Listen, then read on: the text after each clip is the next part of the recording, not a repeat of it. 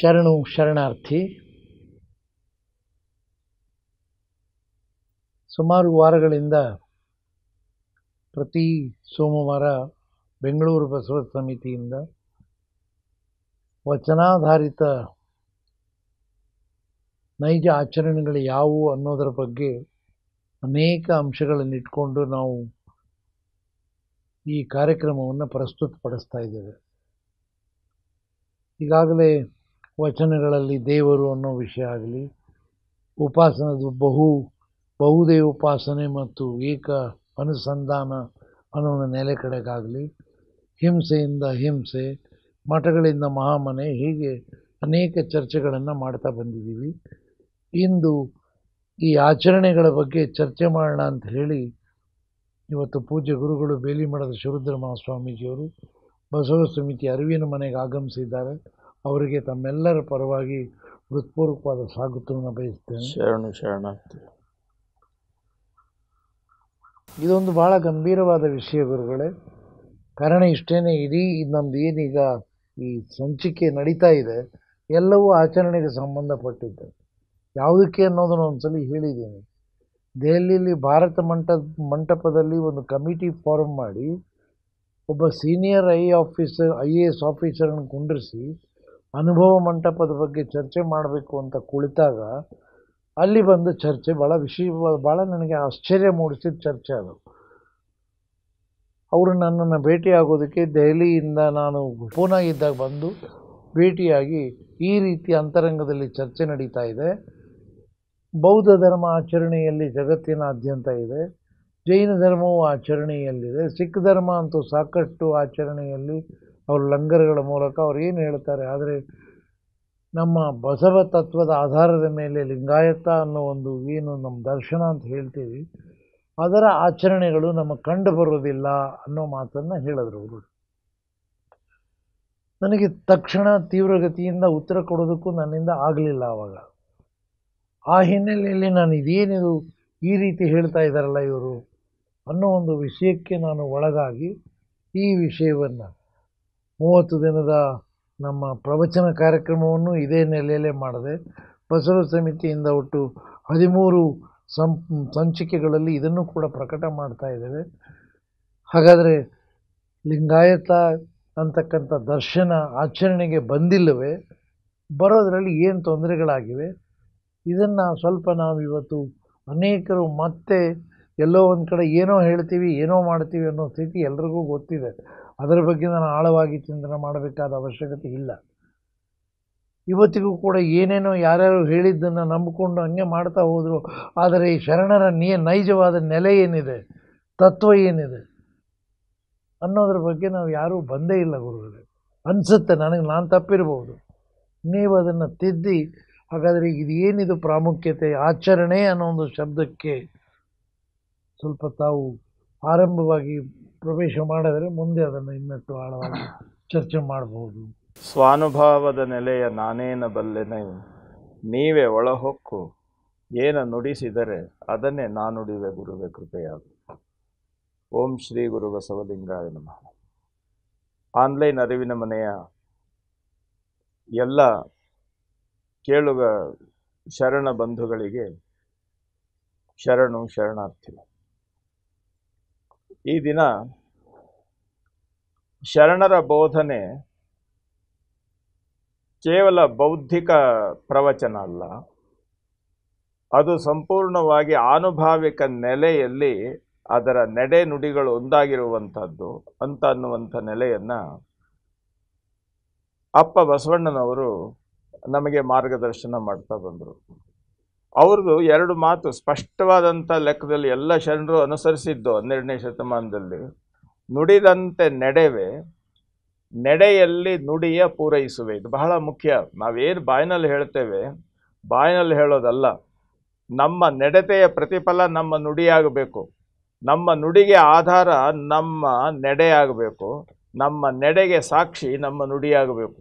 ಈ ಲೆಕ್ಕದಲ್ಲಿ ಅಪ್ಪ ಬಸವಣ್ಣನವರು ಹೇಳಿದ ಲೆಕ್ಕದಲ್ಲಿ ಇಡೀ ಕಲ್ಯಾಣದಲ್ಲಿ ಆ ರೀತಿಯಾಗಿರುವಂಥ ಒಂದು ಆಚರಣೆ ವ್ಯವಸ್ಥೆಗಳು ಬಂತು.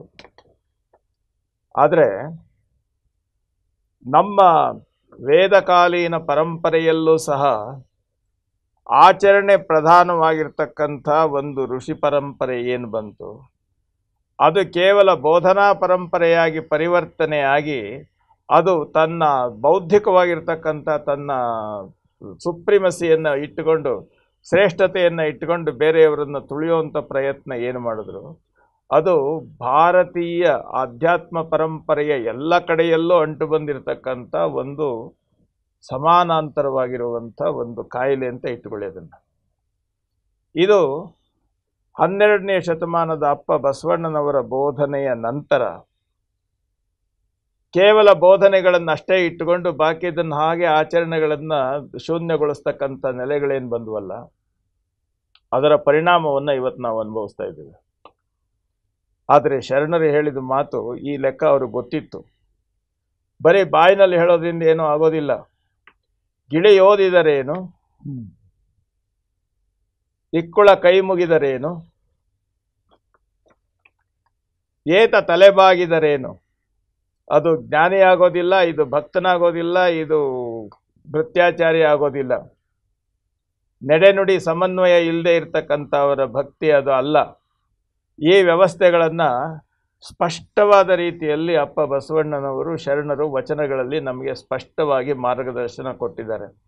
ನಾವು ವಚನಗಳನ್ನು ಮಾತನಾಡಲಿಕ್ಕೆ, ಪ್ರವಚನ ಮಾಡಲಿಕ್ಕೆ, ಅಧ್ಯಯನ ಮಾಡಲಿಕ್ಕೆ ನಾವು ಇಟ್ಕೊಂಡಿದ್ದೇವೆ ಹೊರತು ನಮ್ಮ ಆಚರಣೆಯ ನೆಲೆಯಲ್ಲಿ ಜೋಡಿಸ್ಕೊಂಡು ಹೋಗೋದಿದೆಯಲ್ಲ, ಅದು ನಿಜಾಚರಣೆಯ ಮೂಲ ಸತ್ವ. ವಚನ ಪ್ರಜ್ಞೆ ಸಂಪೂರ್ಣವಾಗಿ ಬಲಯುತವಾಗಬೇಕಾದ್ರೆ ಅದು ನಿಜಾಚರಣೆಯಲ್ಲಿ ಅದು ಸಾಗಬೇಕು. ನಾವು ವಚನ ಓದೋದಲ್ಲ, ವಚನದಂತೆ ನಡೆಯೋದಿದೆಯಲ್ಲ, ಅದು ಬಹಳ ಮುಖ್ಯ. ಈ ನೆಲೆಯಲ್ಲಿ ನಮ್ಮ ವ್ಯವಸ್ಥೆಯನ್ನು ಇಟ್ಟುಕೊಂಡು ನಮ್ಮ ಆಚರಣೆಗಳನ್ನು ನಾವು ಜೋಡಿಸ್ಕೊಂಡು ಹೋಗುವಂಥ ಲೆಕ್ಕದಲ್ಲಿ ಏನಾಗುತ್ತೆ ಅಂತ ಹೇಳಿದ್ರೆ, ನಾವು ಆಚರಣೆ ಮಾಡದೆ ಹೇಳುವಂಥ ಮಾತುಗಳಿವೆಯಲ್ಲ, ಅವು ಇನ್ನೊಬ್ಬರು ನೋಡಿ ಹೇಳೋದಾದ್ರಿಂದ ಅವು ಸುಮ್ಮನೆ ಮೇಲಿನ ಒಂದು ವ್ಯವಸ್ಥೆ ಆಗಿಬಿಡ್ತದೆ. ಅದು ಹೊರಗಣ ಶೃಂಗಾರ ಆಗಿಬಿಡ್ತದೆ. ಆದರೆ ಒಳಗಿನ ರಣರಂಗ ಹಾಗೇ ಉಳಿದಿರುತ್ತೆ, ಆಚರಣೆ ಗೊತ್ತಿರೋದಿಲ್ಲ ಅವ್ರಿಗೆ. ಇದು ನಮ್ಮ ನೋಡಿ ಅಪ್ಪ, ಇದು ಈ ರೀತಿ ನಡೆನುಡಿಗಳು ಒಟ್ಟುಗೂಡದೇ ಇರತಕ್ಕಂಥ ವ್ಯವಸ್ಥೆ ಎಷ್ಟು ಅನಾಹುತ ತರುತ್ತದೆ ಅನ್ನೋದಕ್ಕೆ ಪ್ರಭುದೇವರು ಹೇಳ್ತಾರೆ. ಕಾಣುವ ಕಂಗಳಲ್ಲಿ ಕತ್ತಲೆ. ನಾವು ವಚನ ಕೈಗೆ ತೆಗೆದುಕೊಳ್ತೇವೆ, ವಚನ ಓದ್ತೇವೆ, ಭಾಳ ಚೆನ್ನಾಗಿದೆ ಅಂತ, ಆದರೆ ಅದರ ಅಂತರಂಗದ ಬೋಧೆ ಇದೆಯಲ್ಲ, ಅದು ನಮ್ಮ ಮನಸ್ಸಿಗೆ ತಲುಪೋದೇ ಇಲ್ಲ. ಕೇಳುವ ಕಿವಿಗಳಲ್ಲಿ ಕತ್ತಲೆ, ಪೂಜಿಸುವ ಕೈಗಳಲ್ಲಿ ಕತ್ತಲೆ, ನೆನೆವ ಮನದಲ್ಲಿ ಕತ್ತಲೆ. ಕತ್ತಲೆ ಎಂಬುದು ಇತ್ತಲೆ, ಗುಹೇಶ್ವರನೆಂಬುದು ಅತ್ತಲೆ.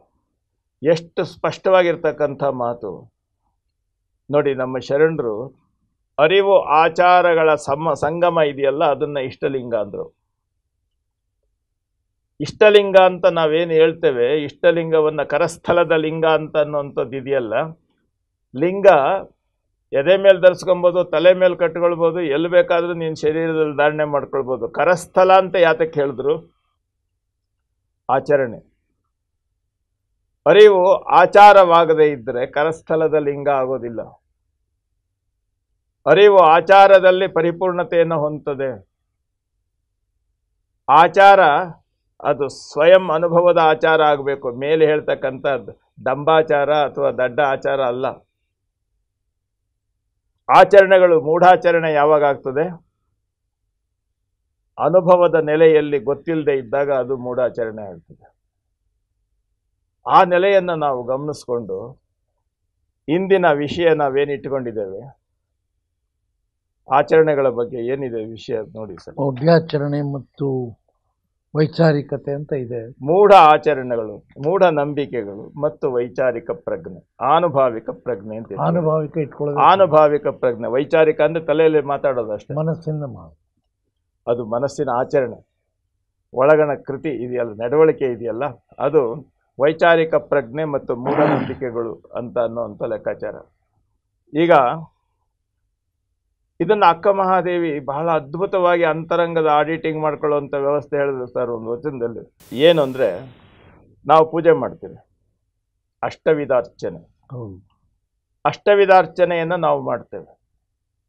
ಏನು ಬಹಳ ಅದ್ಭುತವಾಗಿ ದೇವರಿಗೆ ಅಭಿಷೇಕ ಮಾಡಬೇಕು. ಲಿಂಗಯ್ಯನಿಗೆ ಬಂಗಾರದ ಕೊಡದಲ್ಲಿ ಹಾಲಿನ ಅಭಿಷೇಕ, ಏನು ಸಹಸ್ರ ಕುಂಭಾಭಿಷೇಕ, ಏನು ದೊಡ್ಡ ಅದ್ಭುತವಾಗಿರುವಂಥ ಹೊರಗಣ ಶೃಂಗಾರ. ಆದರೆ ಅದರ ಮೂಲ ಸ್ವರೂಪ ಏನು? ಆ ತಾಯಿ ಹೇಳ್ತಾಳೆ, ತನು ಕರಗದವರಲ್ಲಿ ಮಜ್ಜನವನೊಲ್ಲೆಯಯ್ಯ ನೀನು. ಯಾರ ಮನಸ್ಸು ತನ್ನ ಕಾಯಕದಿಂದ ಕರಗಿ ಬೆವರು ಹರಿಸಿ ತನ್ನ ವ್ಯವಸ್ಥೆಗೆ ತಾನು ಬರ್ತಾನೆ, ಆವಾಗ ಅದರಲ್ಲಿ ಧನ್ಯತೆ ಮತ್ತು ಮಾನ್ಯತೆ ಬರ್ತದೆ.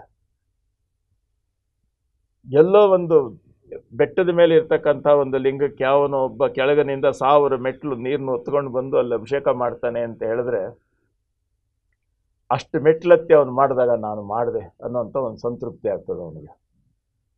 ದೇವಸ್ಥಾನಗಳ ವಿಚಾರದಲ್ಲಿ ನಾವು ಅಭಿಷೇಕ ಮಾಡ್ತಾ ಇದ್ದೀವಿ, ಯಾರೋ ತಂದು ಕೊಟ್ಟ ನೀರು, ಯಾರೋ ತಂದ ಹಾಲು, ನಾವು ವೈಭವ ಮಾತ್ರ ತೋರಿಸ್ತಾ ಇದ್ದೇವೆ. ಇದು ಅರಿವಿನ ಆಚರಣೆ ಅಲ್ಲ. ಆಚರಣೆ ಅಕ್ಕ ಹೇಳ್ತಾಳೆ, ಪರೀಕ್ಷೆ ಮಾಡಿಕೊಳ್ಳಿ, ನಿಮ್ಮ ನಿಮ್ಮ ತನುವ ಸಂತೈಸಿಕೊಳ್ಳಿ, ನಿಮ್ಮ ನಿಮ್ಮ ಮನವ ಸಂತೈಸಿಕೊಳ್ಳಿ. ಏನು ನಾನು ಏನು ಮಾಡ್ತಾ ಇದ್ದೇನೆ, ಇದು ಲಿಂಗಯ್ಯನಿಗೆ ತೃಪ್ತಿಯನ್ನು ತಂದಿದೆಯಾ? ಆ ತಾಯಿ ಹೇಳಿದ್ಲು, ತನು ಕರಗದವರಲ್ಲಿ ಮಜ್ಜನವನೊಲ್ಲೆಯಯ್ಯ ನೀನು. ನಿನಗದು ಇಷ್ಟ ಆಗೋದಿಲ್ಲ. ಹೌದು, ಅದಾಗಬೇಕಾದ್ರೆ ನಾನು ಕರಗಬೇಕು, ನನ್ನ ಅಹಂಕಾರ ಕರಗಬೇಕು, ನಾನು ಮಾಡ್ತಾ ಇದ್ದೀನಿ ಎಂದು ಕರಗಬೇಕು. ಮನ ಕರಗದವರಲ್ಲಿ ಪುಷ್ಪವನೊಲ್ಲೆಯಯ್ಯ ನೀನು. ಅಂಗಡಿಲಿ ಹೋಗ್ಬಿಟ್ಟು ಬುಟ್ಟಿಗಟ್ಟಲೆ ಗಾಡಿಗಟ್ಟಲೆ ಹೂ ತಂದುಬಿಟ್ಟು ಲಕ್ಷಾರ್ಚನೆ ಕೋಟಿ ಅರ್ಚನೆ ಅಂತ ಹೇಳಿ ಹೂವನ್ನು ರಾಶಿಯನ್ನು ದೇವ್ರ ಮೇಲೆ ಸುರಿಯೋದಲ್ಲ. ಅಂಗೈನಲ್ಲಿರುವಂಥ ಲಿಂಗವನ್ನು ಪೂಜೆ ಮಾಡ್ಬೇಕಾದ್ರೆ ಇಷ್ಟೊಂದು ಹೂವು ತಂದು ಏನು ಮಾಡಬೇಕು ಅಂತ ಹೇಳಿ ದೊಡ್ಡದಾಗಿರೋ ಒಂದು ಹರಿವಾಣದಲ್ಲಿ ಲಿಂಗ ಇಕ್ಬಿಟ್ಟು ಹೂವು ಹಾಕೋದನ್ನು ನಾವು ನೋಡಿದ್ದೀವಿ. ಇವೆಲ್ಲ ಅಲ್ಲ, ಇದು ಆಚರಣೆ ಅಲ್ಲ. ತೋರಿಸೋದು ಯಾರು? ಗುರುಗಳು ನಮ್ಮಂಥವ್ರು ಯಾರು ಇಷ್ಟಿಷ್ಟು ಎಲ್ಲ ಹಾಕೊಳ್ಳೋದು ಅಲ್ಲ. ಮತ್ತೆ ನೀವು ಇಷ್ಟು ಮಾಡಿದಾಗ ನಾವು ಅಷ್ಟಾದ್ರೂ ಮಾಡಬೇಕು ಅಂತ ಅನ್ನೋಂಥ ಲೆಕ್ಕ ಇದೇ ಹೇಳದ್ನೆಲ್ಲ ಮೌಢ್ಯ ಆಚರಣೆ. ತೋರಿಸೋರು ಯಾರು? ಅಲ್ಲಿ ನೋಡಿ, ಅದೇ ಅದೇ ಭಕ್ತ ಯಾವನು ಅದೇ ಲೆಕ್ಕ ನೀವಿಲ್ಲಿ ಇಟ್ಟಿದ್ದೀರಿ, ಮೂಢಾಚರಣೆ ಅಂತ, ತಿಳಿಯದೆ ಮಾಡುವ ಆಚರಣೆ. ನೋಡಿ, ಹೂವಿಡಬೇಕಾದ್ರೆ ಯಾವ ಹೂವು ಪರಮಾತ್ಮನಿಗೆ ಇಷ್ಟ ಆಗುತ್ತೆ ಹಾಗೆ ಬೇರೆ ಚಾಯ್ಸ್ ಮಾಡ್ತಾರೆ ದೇವರು. ಹಾಗೆ ಪರಮಾತ್ಮ ಚಾಯ್ಸ್ ಇದೆ ಅಂದ್ರೆ ಅವ್ರಿಗೆ ಸೃಷ್ಟಿ ಮಾಡಿದವರೆಲ್ಲ ಅವರೇ. ಇನ್ನಲ್ಲಿ ಅದು ಒಳ್ಳೇದು, ಇದು ಕೆಟ್ಟದ್ದು. ನಿನ್ನ ಆಲೋಚನೆ, ನಿನ್ನ ಅರಿವಿದೆಯಲ್ಲ, ಎಲ್ಲವನ್ನೂ ತಂದಿಡ್ತಾನೆ ಭಗವಂತ ನಿನ್ನನ್ನು ಪರೀಕ್ಷೆ ಮಾಡಲಿಕ್ಕೋಸ್ಕರ. ಯಾವುದು ಸರಿಯಾದ ಮಾರ್ಗ ಅಂತ ನೀನು ಹುಡುಕೊಂಡು ಹೋಗಬೇಕು. ಈಗ ನನಗೆ ಒಂದು ಮೂಲಭೂತವಾದ ಪ್ರಶ್ನೆ ಇದೆ ಗುರುಗಳೇ. ತಾವು ಅನೇಕ ಬಾರಿ ಅರಿವು ಆಚರಣೆ ಅಂತ ಹೇಳ್ಬಿಡ್ತೀರಿ, ಭಾಳ ಸಲ ಹೇಳ್ತೀರಿ, ವಚನಗಳಲ್ಲೂ ಅರಿವು ಆಚರಣೆ ಬರ್ತದೆ. ಇದು ಬೇಸಿಕಲಿ ನಮಗೆ ಅರಿವು ಏನು ಅನ್ನೋದೇ ನನಗೆ ಅರ್ಥ ಆಗದೇ ಇದ್ದರೆ ಆಚರಣೆ ಯಾವುದು ಬರ್ತದೆ? ನನ್ನ ಮನಸ್ಸಿನಲ್ಲಿ ಏನು ತಿಳಿಯುತ್ತೋ ಮಾಡಿಕೊಂಡು, ಈಗ ತಾವೇನು ಹೇಳಿದ್ರಿ, ಅಮ್ಮ ಹೇಳ್ದಂಗೆ ನಾನು ನುಡಿದಂತೆ ನಡೆವೆ ಅಂತ ಹೇಳಿದ್ರಿ. ಅದನ್ನ ನುಡಿದಂತೆ ಅಂದರೆ ನನ್ನ ಮನಸ್ಸಿನಲ್ಲಿ ಏನೇನೋ ವಿಚಾರಗಳು ಬರ್ತವೆ, ವ್ಯಕ್ತಿತ್ವವಾದ ವಿಚಾರಗಳು ಬರ್ಬೋದು, ಏನಾದರೂ ಬರ್ಬೋದು. ಅಲ್ಲಿ ಇಲ್ಲಿ ಶರಣರು ಬಳಸೋ ಶಬ್ದ ಅರಿವು ಆಚರಣೆ. ಹಾಗಾದರೆ ಮೂಲ ಅರಿವು ಏನು ಗುರುಗಳೇ? ಇದು ಅರಿವು ಅನ್ನೋದು ಇದೆಯಲ್ಲ, ಇದನ್ನು ಕ್ಲಿಯರಾಗಿ ಎಕ್ಸ್ಪ್ಲೇನ್ ಮಾಡಿ. ನೋಡಿ, ತಾನು ಮಾಡಬೇಕಾದ ತನ್ನ ಅಂತರಂಗದಲ್ಲಿ ಇರತಕ್ಕಂಥ ವಾಸ್ತವ ಪ್ರಜ್ಞೆಯ ಜಾಗೃತಿ. ಹಿಂಗೆ ಹೇಳಿದ್ರೆ ತಿಳಿಯಲ್ಲ ಗುರುಗಳೇ ನಮಗೆ. ಅರಿವಿನ ಬಗ್ಗೆ ತಿಳಿಯಲ್ಲ. ನೋಡಿ, ಒಂದು ಹೇಳ್ತೇನೆ. ಒಂದು ಬೆಂಕಿ ಚೂರಿದೆ, ಒಂದು ಕೆಂಡ ಇದೆ, ಇದು ಮುಟ್ಟಿದ್ರೆ ಸುಡುತ್ತೆ ಅಂತ ತಿಳ್ಕೊಂಡ್ರೆ ಅದು ಸಾಮಾನ್ಯ ಜ್ಞಾನ. ಒಂದ್ಸಾರಿ ಮುಟ್ಟಿ ನೋಡಿದಾಗ ಆಗ್ತಕ್ಕಂಥ ಒಳ ಎಚ್ಚರಿಕೆ ಇದೆಯಲ್ಲ, ಇದು ಅರಿವು. ಈಗ ಒಳ ಎಚ್ಚರಿಕೆ ಅನ್ನೋ ಒಂದು ನೋಡಿ ಸರ್, ಅನುಭವವಿಲ್ಲದೆ ಬೌದ್ಧಿಕವಾದ ತಿಳುವಳಿಕೆ ಅದು ತಿಳಿವಾಗ್ತದೆ, ಅರಿವಾಗೋದಿಲ್ಲ. ಇನ್ನೊಂದು ಸ್ವಲ್ಪ ನೀವು ಅರಿವು ಅನ್ನೋದು ಅನುಭವ ಅಂತ ಆಗಲೇ ಹೇಳಿದ್ರಿ. ಹಾಗಾದ್ರೆ ಅನುಭವದಿಂದ ನಮಗೆ ಮೂಡುವಂತ ಅರಿವು ಯಾವುದು? ಅಲ್ಲ, ಸ್ಪಷ್ಟವಾಗಿರುವಂಥ ರೀತಿಯಲ್ಲಿ ದ್ವಂದ್ವವಿಲ್ಲದೆ ಅನುಭವದ ಎಡೆಗೆ ಹೋಗ್ತಕ್ಕಂಥ ಮಾರ್ಗ ಇದೆಯಲ್ಲ, ಇದು ಅರಿವಿನ ಹಾದಿ. ಹಾಗಾದ್ರೆ ಆ ಅರಿವನ್ನು ನಾನು ಜಾಗೃತ ಹೆಂಗೆ ಮಾಡ್ಕೊಳ್ಳೋದು? ನೋಡಿ, ಯಾವಾಗ ಒಂದು ನಿಮಿಷಗಳು ಅದು ಅರಿವು ಜಾಗೃತವಾಗದೇ ಇದ್ದಾಗ ಇಂಥ ನಾವು ಯಾವುದು ಅದು ಮೌಢ್ಯ ಅಂತಲೂ ಗೊತ್ತಾಗಲ್ಲ. ಯಾರೋ ಒಬ್ರು ಹೇಳಿ, ಈಗ ನೀವು ಹೇಳಿದ್ರಿ ಗುರು ಯಾರೋ ಇಟ್ಟಿಟ್ಟು ಹೂ ಹಾಕಿದ್ರು ಅಂತ, ಇಷ್ಟು ಅಜ್ಞಾನದ ವಿಷಯವನ್ನು ನಮಗಂತ ಅರ್ಥ ಆಗುತ್ತೆ. ಆದರೆ ಭಗವಂತನಿಗೆ ಇದು ಪತ್ರೇನೇ ಆದ್ರೆ ತಾಯಿ ಏನ್ ಹೇಳಿದ್ಲು? ಮನ ಕರಗದವರಲ್ಲಿ ಪುಷ್ಪವನ್ನೊಲ್ಲೆಯ್ಯ ನೀನು ಅಂತ ಹೇಳಿದ್ಲು. ಯಾರದಾದ್ರೂ ಒಬ್ಬರು ನೋವು, ಯಾರದೇ ಆಗಲಿ, ಒಂದು ಪ್ರಾಣಿ ಯಾವುದೇ ಒಂದು ಲೆಕ್ಕದಲ್ಲಿ ಆ ನೋವನ್ನು ನೋಡಿ ನಿನ್ನ ಮನಸ್ಸು ಅದಕ್ಕೆ ಸ್ಪಂದಿಸ್ಲಿಲ್ಲ ಅಂತ ಹೇಳಿದ್ರೆ ನೀನು ಎಷ್ಟು ಹೂವಿಟ್ರು ಅದು ಕೇವಲ ಮೌಢ್ಯಾಚರಣೆ ಆಗ್ತದೆ. ಅದೇ ರೀತಿಯಲ್ಲಿ ಎಷ್ಟು ಸ್ವಾರಸ್ಯವಾದಂತಹ ಮಾತು ತಾಯಿ ಹೇಳೋದು. ಪ್ರತಿಯೊಂದು ಹಂತದಲ್ಲೂ ನಾವು ಇದನ್ನು ಗಮನಿಸಬೇಕು. ಭಾವಶುದ್ಧವಿಲ್ಲದವರಲ್ಲಿ ಧೂಪವನ್ನೊಲ್ಲೆಯ್ಯ ನೀನು. ನಾನು ಧೂಪ ಹಾಕಿ ಸುಗಂಧ ಹೊರಗೆ ತರ್ತೇನೆ, ಇದನ್ನ ಹಚ್ಚಿದ್ರೆ ಸರಿ ಅನ್ನೋದು ತಿಳುವಳಿಕೆ ಅಲ್ಲ. ಈಗ ನೋಡಿ, ಈ ಧೂಪವನ್ನು ಹಚ್ಚಿದ್ರೆ ಎಲ್ಲ ಸುಗಂಧಮಯವಾಗ್ತದೆ ಅಂತ ನಾನು ತಿಳ್ಕೊಂಡಿದ್ದೇನೆ, ಇದು ಅರಿವು, ನಾನು ಹಚ್ಚಿದೆ ಅದು ಆಚರಣೆ ಅಂತ ಅಲ್ಲ. ನಿನ್ನ ಭಾವನೆಗಳು ಆ ರೀತಿ ಸಂಪೂರ್ಣವಾಗಿ ಸುಗಂಧಭರಿತವಾಗಿ ಅರಳಬೇಕು. ಹೊರಗೆ ತೋರಿಸುವ ಆಚರಣೆಗಳು ನಿನ್ನ ಅಂತರಂಗದ ಪ್ರತೀಕವಾಗಿ ಬರಬೇಕು. ಹೂವು ಅರಳಿದ್ದು ಒಳಗಿನ ಸುಗಂಧ ಹೊರಗೆ ಬರಬೇಕು. ಯಾವುದೋ ಒಂದು ಪೇಪರ್ನಲ್ಲಿ ಹೂ ಮಾಡಿಬಿಟ್ಟು ಅರಳಿಸ್ಬಿಟ್ಟು ಅದಕ್ಕೊಂದಿಷ್ಟು ಸೆಂಟ್ ಹಾಕ್ಬಿಟ್ಟು ಬಾಯಿ ಈಚೆಗೆ ಅಂದ್ರೆ ಬರೋದಿಲ್ಲ. ಅದು ಅಂತರಂಗದ ಪರಿಪೂರ್ಣ ಜ್ಞಾನದ ವಿಕಾಸ ಇದೆಯಲ್ಲ, ಅದರ ಕೊನೆಯ ಒಂದು ಅರಳುವಿಕೆಯ ನೆಲೆ ಇದೆಯಲ್ಲ, ಅದನ್ನು ಅರಿವು ಅಂತ ನಾವು ಹೇಳ್ತೇವೆ. ಅಲ್ಲ, ಸರಿ ಗುರುಗಳೇ. ಆದರೆ ಈಗ ಅನೇಕ ಕಡೆ ಕುಟುಂಬ ಅನೇಕ ಬಾರಿ ಬಳಸ್ತೀವಿ, ತನ್ನ ತಾನು ಅರಿತು ತಾನಾರೆಂದು ತಿಳಿದಡೆ. ಅರಿಯೋದನ್ನು ಏನನ್ನು ಅರಿಬೇಕು ನೋಡಿ. ತನ್ನ ತಾನು ಅರಿತು ಅಂತಂದಾಗ ಅರಿಯೋದ್ರಲ್ಲಿ ಎರಡು ಲೆಕ್ಕ. ಬರೀ ಶಾರೀರಿಕವಾಗಿ ಸ್ಥೂಲವಾಗಿ ತಿಳಿಯೋದಲ್ಲ. ಅದು ಕನ್ನಡಿ ಮುಂದೆ ನಿಂತ್ರೆ ಗೊತ್ತಾಗುತ್ತೆ. ಒಳಗಿನ ಇದೆಯಲ್ಲ, ಒಳಗಿನ ತಿಳುವಳಿಕೆ ಹೊರಗೆ ಕಾಣೋದಲ್ಲ. ಹೇಳ್ತಾರೆ ಇವರು ಸರ್ಪಭೂಷಣ ಶಿವಯೋಗಿಗಳು, ಎಷ್ಟು ಸ್ವಾರಸ್ಯವಾಗಿ ಹೇಳ್ತಾರೆ. ಹೊರಗಿನ ತಿಳುವಳಿಕೆಗೂ ಒಳಗಿನ ತಿಳುವಳಿಕೆಗೂ ಬಹಳ ವ್ಯತ್ಯಾಸ ಇದೆ.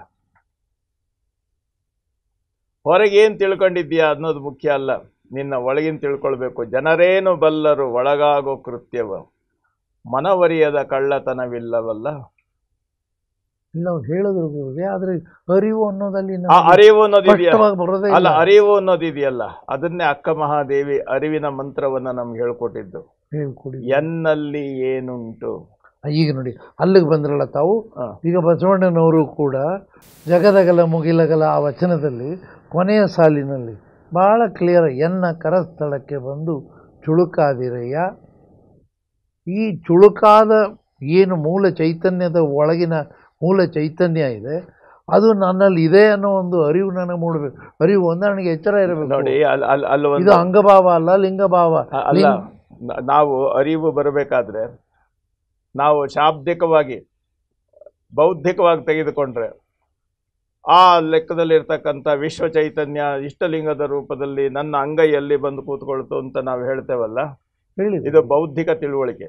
ಆದರೆ ಕರಸ್ಥಲ ಅಂತ ಅನ್ನೋದನ್ನ ನಾನು ಹೇಳ್ತಾ ಇರ್ತೇನೆ. ಹಾಗಾಗಿ ಕರಸ್ಥಲ ಅಂದ್ರೆ ಕೈಯಲ್ಲ, ಅದಲ್ಲ, ಗೊತ್ತಿದೆ. ಕರಸ್ಥಲ ಅಂತಂದ್ರೆ, ಕರ ಅಂದ್ರೆ ಕ್ರಿಯೆ. ನಾವು ಮಾಡುವ ಎಲ್ಲ ಕ್ರಿಯೆಯ ಆಧಾರ ಕರ. ಅಲ್ಲ, ಹಾಗೂ ಹೇಳ್ಬೋದು ಕರಸ್ಥಲ, ಮನಸ್ಥಲ, ಭಾವಸ್ಥಲ. ಅಲ್ಲ, ಅದು ನೋಡಿ ಸರ್, ಅದನ್ನೇ ನಾನು ಹೇಳ್ತಾ ಇದ್ದೇನೆ. ಕೇವಲ ಅದನ್ನ ಕಾಯಕಕ್ಕೆ ಅಷ್ಟೇ ಅಲ್ಲ, ನಾನು ಹೇಳೋದು ಕೇಳಿ. ಕರಸ್ಥಲ ಅಂತ ಅನ್ನೋಂಥದ್ದು ಅಂಗೈ ಅಂತ ಅನ್ನೋ ಜೊತೆಲಿ ಕರಸ್ಥಲ ಅಂದ್ರೆ ಕ್ರಿಯಾಸ್ಥಲ, ಮನಸ್ಥಲ ಅದರೊಳಗಿರ್ತಕ್ಕಂಥ ಈ ಪ್ರಾಣಶಕ್ತಿಯ ಸಂಬಂಧ, ಒಂದು ಏಕಾಗ್ರತೆ. ಭಾವಸ್ಥಲ ಅದನ್ನ ನಾವು ಹೇಳ್ತೇವೆ ಕರಸ್ಥಲ, ಮನಸ್ಥಲ, ಭಾವಸ್ಥಲ ಅಂತ ಹೇಳಿದ್ರೆ. ಕರಸ್ಥಲ ಅಂದ್ರೆ ಕೈ ಅಂತ ನಾವು ತಿಳ್ಕೊಳ್ತೇವೆ. ಅಲ್ಲ, ನಾವು ತಿಳ್ಕೊಂಡಿದ್ ಬಿಟ್ಬಿಡಿ ಗುರುಗಳೇ. ನೋಡಿ, ಅದನ್ನೇ ನೋಡಿ, ನಂಬಿಕೆ ಇಲ್ಲಿ ಇದೆಯಲ್ಲ, ನಾವು ಮೂಢನಂಬಿಕೆ ಅನ್ನೋದು ಇದೆಯಲ್ಲ, ಇಷ್ಟಕ್ಕೆ ನಮ್ಮ ಅರಿವನ್ನ ಸೀಮಿತಗೊಳಿಸಿ ಒಂದ್ ಕಡೆ ಹಾಕ್ಬಿಡೋದು. ಅಲ್ಲ, ನಿಜವಾದ ಆಚರಣೆ ಯಾವುದು ಅನ್ನೋದನ್ನ ಬಿಚ್ಚಿಕೊಡಿ, ಮೌಢ್ಯ ನಮಗೆ ತಿಳಿಯುತ್ತೆ. ಅಲಮಾರ್ದಲ್ಲಿ ನಾವು ಮಾಡೋದೆಲ್ಲ ಹಂಗೆ ಅಲ್ಲ. ಆಚರಣೆ ಅಂತ ಅನ್ನೋದು ಇದೆಯಲ್ಲ, ಅದು ಪಾರದರ್ಶಕವಾಗಿರುವಂಥದ್ದು.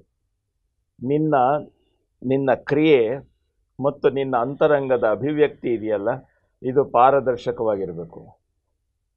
ನೆಳಲಿಲ್ಲದ ನೆಲೆಯಲ್ಲಿ ಅದಿರಬೇಕದು. ಈಗ ಉದಾಹರಣೆಗೆ ಅಕ್ಕಮ್ಮನ ಒಂದು ವಚನ ತಗೊಳ್ಳ ಗುರುಗಳೇ. ತನುವಿಂಗೆ ಕ್ರಿ, ತನುವಿಂಗೆ ಕ್ರಿಯೆ. ಆತ್ಮಂಗೆ ವ್ರತ ವ್ರತ ನನ್ನ ನಿಷ್ಠೆ. ಆ ವ್ರತಕ್ಕೆ ನಿಶ್ಚಯ ಕರಿಗೊಂಡು ಗಟ್ಟಿಗೊಂಡು, ಆ ವ್ರತಕ್ಕೆ ನಿಶ್ಚಯ ಕರಿಗೊಂಡು ಬಾಹ್ಯದ ಕ್ರಿಯೆ ಹೊರಗೆ ಮಾಡ್ತಕ್ಕಂಥ ಅರಿವಿನ ಆಚರಣೆ. ಈಗ ನೋಡಿ ಭಾಳ ಕ್ಲಿಯರ್ ಆಗಿ ಹೇಳ್ತಾ ಇದ್ದಾರೆ, ಅರಿವಿನ ಆಚರಣೆ.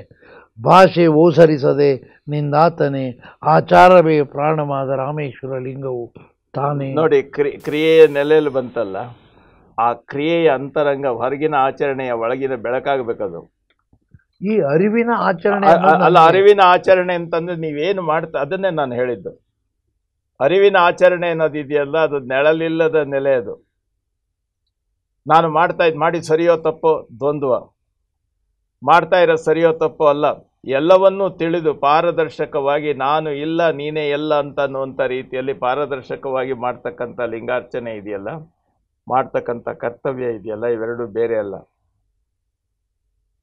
ಅಪ್ಪ ಬಸವಣ್ಣ ಇದನ್ನ ಸ್ಪಷ್ಟವಾಗಿ ಹೇಳಿದಾರಲ್ಲ, ಮಾಡುವಂತಿರಬೇಕು ಮಾಡದಂತಿರಬೇಕು. ಸರಿ, ಇದು ಏನಂಗಂದ್ರೆ ಅರ್ಥವಾಗ್ಲಿಲ್ವಲ್ಲ ಅಪ್ಪಾಜಿ ಅಂತ ಹೇಳಿದ್ರೆ ಬಸವಣ್ಣವರು ಹೇಳಿದ್ರು, ಮಾಡುವ ಮಾಟದಲ್ಲಿ ತಾನಿಲ್ಲದಿರಬೇಕು. ಈಗ ಹಾಗಾದ್ರೆ ಈಗ ನಾನು ಮತ್ತು ಒಳಗಿರ್ತಕ್ಕಂಥ ಚೈತನ್ಯ ಅನ್ನೋದಂತಲ್ಲ, ತಾನು ಅನ್ನೋದು ಏನು, ಅದನ್ನ ನೀವು ವಿಶ್ಲೇಷಿಸಿ ಹೇಳಿ. ತಾನಿಲ್ಲದಿರಬೇಕು ಅಂತ ಹೇಳಿದ್ರೆ ಸಂಕಲ್ಪ ನನ್ನದು ಅನ್ನುವಂತ ಸಂಕಲ್ಪ ಇರಬಾರ್ದಲ್ಲಿ. ನೋಡಿ, ಆ ಲೆಕ್ಕದಲ್ಲಿ ವ್ಯಾಖ್ಯಾನ ಕೇಳಿದ್ರೆ ಅಪ್ಪ ಬಸವಣ್ಣವರೇ ಹೇಳಿದ್ರು, ಮಾಡುವಾತ ನಾನಲ್ಲ, ನೀಡುವಾತ ನಾನಲ್ಲ, ಬೇಡುವಾತ ನಾನಲ್ಲ, ನಿನಗೆ ನೀ ಮಾಡಿಕೊ ಕೂಡಲ ಸಂಗಮ ದೇವ ಅಂತ ಹೇಳಿದ್ರು. ಅಲ್ಲ, ಇದರ ಮೂಲ ಅರ್ಥ ಏನು ಗುರುಗಳು? ಅದರ ಅರ್ಥ ಇಷ್ಟೇನೆ ನೋಡಿ. ನಾನು ಅಂತ ನೋಡಿ, ಇವತ್ತು ಒಂದು ಮಾತು ಹೇಳ್ತೇನೆ, ನಾನು ಹಿಂದೆನೂ ಒಂದ್ಸರಿ ಹೇಳಿದ್ದೇನೆ, ನಾನು ಅಂತ ಮಾಡ್ತಕ್ಕಂಥದ್ದೆಲ್ಲವೂ ಕರ್ಮ. ನಾನಿಲ್ಲ ಅಂತ ಮಾಡ್ತಕ್ಕಂಥದ್ದು ಇದೆಯಲ್ಲ, ಅದು ನಿರ್ಲಿಪ್ತ ನಿಜಾನುಭವದ ಸ್ಥಿತಿಯಲ್ಲಿ ಮಾಡ್ತಕ್ಕಂಥ ಆಂತರಂಗಿಕ ಪ್ರಜ್ಞೆ. ಅದು ಆಂತರಂಗಿಕ ಪ್ರಜ್ಞೆಗೆ ಹೋದಾಗ ನಾನು ಇಲ್ಲ ಅಲ್ಲಿ. ನೋಡಿ, ಕೂಡಲ ಸಂಗಮ ದೇವನ ನೆನೆಯುತ್ತ ಅಂತ ಹೇಳಿದ್ರೆ, ನಾನು ಅವನು ಪೂಜ್ಯ, ನಾನು ಪೂಜಕ, ನನ್ನ ಕರ್ತೃ, ನಾನು ಅವನ ಭೃತ್ಯ, ಈ ಮಾತಿನಲ್ಲಿ ದ್ವಂದ್ವ ಇಡೋಂಥ ನೆಲೆ ಇದೆಯಲ್ಲ, ಇದು ಆ ನೆಲೆ. ಈಗ ಕೂಡಲ ಆದ್ರೆ ಎರಡಳಿದು ಕೂಡುವುದು ಅಂತಂದಾಗ ನಡೆಯುತ್ತ ನೆನೆಯದಂತಿರಬೇಕು ಅನ್ನೋದಿದೆಯಲ್ಲ, ಇದು ಆತ್ಯಂತಿಕ ನೆಲೆ, ಅದು ಸ್ಥಿತಿ. ಎಲ್ಲ ಕರೆಕ್ಟ್, ತಾವು ಹೇಳೋದು ಸರಿ ಇದೆ, ವಚನದ ರೆಫರೆನ್ಸು ಸರಿ ಇದೆ. ಈಗ ಕೂಡಲ ಸಂಗಮ ಅಂದಾಗ ನಾವು ಸಂಗಮನಾಥ, ಅಲ್ಲಿ ಕೂಡಲ ಸಂಗಮಕ್ಕೆ ಹೋಗೋದು ನಮ್ಮ ಜನರಲ್ಲಿ ಅಷ್ಟು, ಅದು ಕೂಡ ಇದು ಪ್ರಾಬ್ಲಮ್ ಇಲ್ಲಿ ಬಂದಿರೋದೇ ಅದು. ಈಗ ವಿಶೇಷವಾಗಿ ಮೌಢ್ಯ, ಅಲ್ಲಿಗೆ ಹೋಗಿ ನಾನು ತೀರ್ಥ ಪೂಜೆ ಮಾಡಿಸ್ಕೊಂಡ್ಬಂದೆ, ಆಚರಣೆ ಮಾಡಬಂದೆ, ಇದಲ್ಲ ಇಲ್ಲಿ ಹೇಳ್ತಕ್ಕಂಥ ವಿಷಯ. ಶರಣರು ಭಾಳ ನೇರವಾಗಿ ಅದಕ್ಕೆ ದ್ವೈತ ಅದ್ವೈತ ಏನೇನೋ ಮತ್ತೆ ವಿಶ್ಲೇಷಣೆಗಳು ಬೇಡ ಗುರುಗಳೇ. ಒಬ್ಬ ಸಾಮಾನ್ಯನಿಗೆ ನನ್ನಲ್ಲಿ ಏನಿದೆ, ಈಗ ನಾನು ಹೇಳದೆ ವಿವೇಕಾನಂದರು ಕೂಡ ನಿನ್ನನ್ನು ನೀನು ಅರಿ ಅಂತ ಅವರು ಹೇಳ್ತಾರೆ, ಗೆಲಿಲಿಯೋ ಕೂಡ, ಎಲ್ಲ ಸಾಕ್ರೆಟೀಸು ಹೇಳ್ತಾರೆ, ನೋ ದೈ ಸೆಲ್ಫ್. ವಾಟ್ ಈಸ್ ನೋಯಿಂಗ್ ದೈ ಸೆಲ್ಫ್ ಅನ್ನೋದು ಯಾರೂ ಹೇಳೋದಿಲ್ಲ. ನೋಡಿ ಸರ್, ನಾನು ನೋಡ್ತಾ ಇದ್ದೇನೆ, ನಾನು ತಿಳಿತಾ ಇದ್ದೇನೆ ಎನ್ನುವ ಲೆಕ್ಕಾಚಾರ ಎಲ್ಲಿವರೆಗೂ ನಾನಿದೆ ಅಲ್ಲಿವರೆಗೂ ನೀವು ನೋಡಿರೋದಿಲ್ಲ. ಖಂಡಿತ ಅದು ನಾನು ಅನ್ನೋದು ಶಬ್ದ ನೋಡಿ, ಪರಿಪೂರ್ಣವಾಗಿ ನಮ್ಮ ಆತ್ಯಂತಿಕವಾದ ನೆಲೆಯಲ್ಲಿ ಎರಡಳಿದು ಕೂಡುವಂತ ನೆಲೆ ಇದೆಯಲ್ಲ. ಈಗ ಇಲ್ಲಿ ಎರಡು ಅಳಿಯೋದು ಅಂದ್ರೆ ಏನ್ ಗುರುಗಳು? ಎರಡು ಅಳಿಯೋದು ಅಂತಂದ್ರೆ, ನಾನು ಪೂಜೆ ಮಾಡ್ತಾ ಇದ್ದೇನೆ, ನೀನು ಪೂಜೆಯನ್ನ ಸ್ವೀಕಾರ ಮಾಡ್ತಾ ಇದ್ದೀಯ. ನೋಡಿ, ಮತ್ತೆ ಇಲ್ಲೇ ನೀವೇ ಹೇಳ್ತಾ ಇದ್ದೀರ, ನೀನು ಅಂದಾಗ ಇಲ್ಲಿ ನಾನು ಯಾರು, ನೀನು ಯಾರು? ಈ ಪ್ರಜ್ಞೆ ಇರೋವರೆಗೂ ನಾವು ಹೊರಗೆ ಇರ್ತೀವಿ. ನೋಡಿ, ಇದನ್ನ ಅಕ್ಕ ಹೇಳ್ತಾಳೆ, ಎಷ್ಟು ಅದ್ಭುತವಾಗಿ ಹೇಳ್ತಾಳೆ. ಲಿಂಗವೆನ್ನೆ ಲಿಂಗೈಕ್ಯವೆನ್ನೆ, ಸಂಘವೆನ್ನೆ ಸಮರಸವೆನ್ನೆ, ನಾನೆನ್ನೆ ನೀನೆನ್ನೆ, ಆಯಿತೆನ್ನೆ ಆಗದೆನ್ನೆ, ಚನ್ನಮಲ್ಲಿಕಾರ್ಜುನನ ಒಡೆಬೆರೆದ ಬಳಿಕ ಸಮರಸವಾದ ಬಳಿಕ ಏನು ಎನ್ನೆ. ಹಾಗಾದರೆ ಇದು ಲಿಂಗಾಂಗ ಸಾಮರಸ್ಯದ ಆತ್ಯಂತಿಕ ಸತ್ಯವನ್ನು ನಾವು ಸಾಮರಸ್ಯ, ಏನು ಸಾಮರಸ್ಯ? ನಾವು ಯಾವಾಗಲೂ ಲಿಂಗಾಂಗ ಸಾಮರಸ್ಯ, ಲಿಂಗ ಭಾಷಣ ಅಲ್ಲ ಅದು. ಅಲ್ಲ ಗುರುಗಳೇ, ಒಂದೇ ನಿಮಿಷ, ಭಾಷಣದ ಮಾತಾಡ್ತಾ ಇಲ್ಲ. ನಾನೊಬ್ಬ ಸಾಮಾನ್ಯನಾಗಿ ನನಗೆ ಅರ್ಥ ಆಗಬೇಕಾಗಿದೆ, ಈ ಅರಿವು ಏನು ಮೂಡಿಸ್ಕೋಬೇಕು ನಾನು? ಅರಿವಿನ ಆಚರಣೆ ಅಂದ್ಬಿಟ್ವಿ. ಈಗ ನಾನು ಮಾಡುವ ಕೆಲಸದಲ್ಲಿ ಅರಿವಿನ ಆಚರಣೆ ಹೌದು ಅಲ್ಲೋ ಅದಕ್ಕೊಂದು ಟೆಸ್ಟ್ ಬೇಕು. ನೋಡಿ, ಅರಿವಿನ ಆಚರಣೆ ಅಂತ ಅನ್ನೋಂಥ ಲೆಕ್ಕಾಚಾರದಲ್ಲಿ ಬಂದಾಗ ಅಪ್ಪ ಬಸವಣ್ಣನ ನೆಲೆಯನ್ನು ನೀವು ಸರಿಯಾಗಿ ಅರ್ಥ ಮಾಡ್ಕೊಂಡು ಹೆಜ್ಜೆ ಇಡಬೇಕು. ಅವ್ರು ಹೇಳಿದ್ರು, ಮಾಡುವ ಮಾಟದಲ್ಲಿ ನೀನು ಏನೇ ಕರ್ತವ್ಯ ಮಾಡು, ನೀನು ಇರಬೇಡ ಅಲ್ಲಿ. ಮಾಡೋರು ಯಾರು? ಅಲ್ಲ, ಮತ್ತೆ ನೀನು ನಾನು ಅಲ್ಲ, ಅದು ಹೇಳ್ಬೇಕಾದ್ರೆ ಅದನ್ನ ಹೇಳಲೇಬೇಕಾಗತ್ತೆ. ಅಲ್ಲ ಹೇಳಿ, ಹೌದು. ಅದು ನೀನ್ ಯಾರು ನಾನು ಯಾರು. ಅಲ್ಲ, ನೀನು ಯಾರು ಅಂದ್ರೆ ನಾನು ಮಾಡ್ತಾ ಇದ್ದೇನೆ ಎನ್ನುವ ನನ್ನತನ ಇದೆಯಲ್ಲ, ನನ್ನ ಅಹಮಿಕೆ ಇದೆಯಲ್ಲ, ಅದು ಇಲ್ಲವಾಗಬೇಕು. ಅಲ್ಲ ಇಲ್ಲವಾಗಬೇಕು, ಸತ್ಯ. ಇದು ನೋಡಿ, ಇದು ನಾನು ಹೇಳ್ತಾ ಇರೋದು ಥಿಯರಿ. ಈ ಥಿಯರಿಯನ್ನ ಇಲ್ಲ ಅಂತ ನಾನು ತೋರಿಸ್ಬೇಕು ಅಂದ್ರೆ ನಿಮಗೆ ಹೇಳಕ್ಕಾಗಲ್ಲ. ನೋಡಿ, ಇದೇ ಪ್ರಶ್ನೆ ಈ ಕೆಟ್ಟು ಪ್ರಭುದೇವರಿಗೂ ಬಂತು. ಆ ಮುಕ್ತಾಯಕ್ಕ ಕೇಳಿದ್ಲು, ನೀನು ಮಾತು ನಿಲ್ಲಿಸಬೇಕಪ್ಪ, ನೀನು ಹೇಳ್ತಾ ಇದ್ರಿ ಅಲ್ಲಿವರೆಗೂ ನೀನು ಹೊರಗಿದ್ದೀಯಾ ಅಂತಲೇ ಲೆಕ್ಕ ಅಂತ. ಆದರೆ ಹೇಳಬೇಕಾದ ಪ್ರಸಂಗ ಬಂದಾಗ ನಾನು ನಿರ್ಲಿಪ್ತ ನಿಜಾನುಭವ ಸ್ಥಿತಿಯಲ್ಲಿ ನಿಂತು ಹೇಳಬೇಕಾದ್ರೆ ಆ ಎತ್ತರ ತಲುಪಲಿಕ್ಕೆ ಆಗೋಲ್ಲ. ಪ್ರಭುದೇವರು ಹೇಳ್ಬಿಟ್ರು ಅದಕ್ಕೊಂದು ದಾರಿ. ಆದರೆ ಆ ಎತ್ತರ ಯಾರೂ ತಲುಪಿಲ್ಲ. ಮಾತೆಂಬುದು ಜ್ಯೋತಿರ್ಲಿಂಗ. ಅಲ್ಲ ಇರ್ಲಿ ಗುರುಗಳೇ, ಅದಲ್ಲ. ಆ ನೆಲೆಯನ್ನ ನಾವು ತಲುಪಿಲ್ಲ. ಆ ನೆಲೆಯನ್ನ ತಲುಪದೆ ಅದ್ರ ಹತ್ರನಾದ್ರೂ ದೂರದಲ್ಲಾದ್ರೂ ನಿಂತು ಈ ದಾರಿ ಅಂತ ಹೇಳುವಂತ ಒಂದು ಸ್ಥೂಲವಾದಂತ ಪರಿಚಯ ಏನಾದ್ರೂ ಮಾಡ್ಬೇಕು ತಾನೆ. ನನಗೆ ಅರ್ಥ ಆಗ್ತಾ ಇಲ್ಲ ಗುರುಗಳೇ. ಆ ಪರಿಚಯ ಮಾಡದೇ ಇರಬೇಕು ಅಂದ್ರೆ ಏನ್ ಮಾಡ್ಬೇಕು ಅಂದ್ರೆ, ಗುರೋಸ್ತು ಮೌನಂ ಶಂಕರಾಚಾರ್ಯ ಹೇಳ್ತಾರೆ. ಹಾಗಂದ್ರೆ ಹೇಗೆ ಗುರುಗಳೇ? ಹಾಗಾದ್ರೆ ಆನ್ಲೈನ್ ನಾವು ಮೌನ ಮಾಡೋಕ್ಕಾಗತ್ತ? ಅಲ್ಲ, ಗುರೋಸ್ತು ಮೌನಂ ವ್ಯಾಖ್ಯಾನಂ ಶಿಷ್ಯಾಸ್ತು ಚಿನ್ನ ಸಂಶಯ ಅಂತ. ನೋಡಿ, ಅದಕ್ಕೆ ನೀವು ಮೌನವಾಗಿದ್ದು ನಾನು ಸುಮ್ಮನಿದ್ರೆ ಈ ಚರ್ಚೆ ಯಾಕಬೇಕು? ಅಲ್ಲ ನೋಡಿ, ಇದು ಸ್ವಾರಸ್ಯ. ಶಂಕರಾಚಾರ್ಯರು ಸಹ ಈ ಲೆಕ್ಕದಲ್ಲಿ ಸೂಕ್ಷ್ಮವಾಗಿ ಈ ಚಿಂತನೆ ಮಾಡಿ ಅವರು ಹೇಳಿದ್ರು, ಮಾತಿನ ಉಪದೇಶಕ್ಕಿಂತ ಮೌನೋಪದೇಶ ಮುಖ್ಯ ಅಂತ. ಮೌನೋಪದೇಶವನ್ನು ಹೇಗೆ ಮಾಡ್ತಾರೆ? ಮಾತಿಲ್ಲದ ಉಪದೇಶ ಏನು? ಅವರನ್ನ ನೋಡಿ ಕಲಿಯೋದಿದೆ, ಅವರು ಏನಾಗಿದ್ದಾರೆ ಅನ್ನೋದನ್ನ ತಿಳಿಯೋದಿದೆ. ಯಾರು? ಆ ಗುರುಗಳನ್ನು ಅನುಸರಿಸುವ ಶಿಷ್ಯ. ಅಲ್ಲಿ ಏನಾಗುತ್ತೆ ಅಂತಂದ್ರೆ, ಶಿಷ್ಯನಿಗೂ ಪರಿಪೂರ್ಣ ಜ್ಞಾನ ಇಲ್ಲ ಅಂದ್ರೆ ಅವನಿಗೆ ಗುರುಗಳ ಅಂತರಂಗದ ಅರಿವಿನ ಬೆಳಕು ಗೊತ್ತಾಗೋದಿಲ್ಲ. ಹೊರಗಿನ ಆಚರಣೆ ಅಷ್ಟೇ ಇಟ್ಕೊಂಡು ಅವನು ಮೂಢಾಚರಣೆ ಆಗ್ಬಿಡ್ತಾನೆ. ಗುರುಗಳ ಈಗ ಮತ್ತೆ ನೀವು ಗುರು ಬಂತು ಅಂದ್ರೂ ಉಪಾಧಿಕ ನಿರುಪಾಧಿಕ ಬಂದ್ಬಿಡುತ್ತೆ. ಈಗ ಶರಣರ ಭಾಷೆಯಲ್ಲಿ ಬರೋದು ಇದೆಲ್ಲವೂ ನಿರುಪಾಧಿಕವಾಗಿ ಗುರು ಕೂಡ. ಅಲ್ಲ ಸರ್, ಮೊನ್ನೆ ಒಂದ್ ನಿಮಿಷ ಹೇಳೋದಕ್ಕಾದ ನಿಮ್ಗೊಂದು ಅನುಕೂಲವಾಗಿ ಒಂದು ಮಾತು ಹೇಳ್ತೀನಿ. ಉಪಾಧಿ ಅಂದ್ರೆ ಏನು ಅಂತಂದ್ರೆ ಆಶ್ರಯ ಸಹಿತವಾದದ್ದು. ಆಯ್ತು ಗುರುಗಳೇ. ನಿರುಪಾಧಿ ಅಂತ ಹೇಳಿದ್ರೆ ನಿರಾಶ್ರಯವಾಗಿರ್ತಕ್ಕಂಥದ್ದು. ಉಪಾಧಿ ಸಹಿತ ಅಂತ ಹೇಳಿದ್ರೆ ನಾನೊಂದು ಶಬ್ದ ಹೇಳಬೇಕಾದ್ರೆ ಅದಕ್ಕೊಂದು ಉದಾಹರಣೆ ಕೊಟ್ಟು ಇಂಥವ್ರು ಅಂತ ನಾನು ಕೊಟ್ಕೊಂಡು ಹೇಳೋದಿದೆಯಲ್ಲ, ಇದೆಲ್ಲವೂ ಉಪಾಧಿಯೇ. ಈಗ ಉಪಾಧಿಯನ್ನು ಸ್ವಲ್ಪ ಕೈ ಬಿಡಿ ಗುರುಗಳೇ, ಒಂದೇ ನಿಮಿಷ ದಯವಿಟ್ಟು ಇದನ್ನು ಕ್ಷಮೆ. ನನಗೆ ಅರ್ಥ ಆಗದೆ ಇರೋದಕ್ಕೆ ಇಷ್ಟು ನಾನು ಭಾಳ ಬಿಚ್ಚಿ ಕೇಳ್ತಾ ಇದ್ದೀನಿ. ಉಪಾಧಿ ನೆಲೆನೇ ಬೇಡ ನನಗೀಗ. ಶರಣರ ನೆಲೆಯಲ್ಲಿ ತನು ಮನ ಘನ ಹೇಳಿದ್ರು. ಅಲ್ಲಿ ಈಗ ತನು ಕೂಡ ಅವರ ಭಾಷೆಯಲ್ಲಿ ಉಪಾಧಿ ಇಲ್ಲದೇನೆ ಅದು ಸ್ವಯಂ ತೋರಿಸ್ತಾರೆ.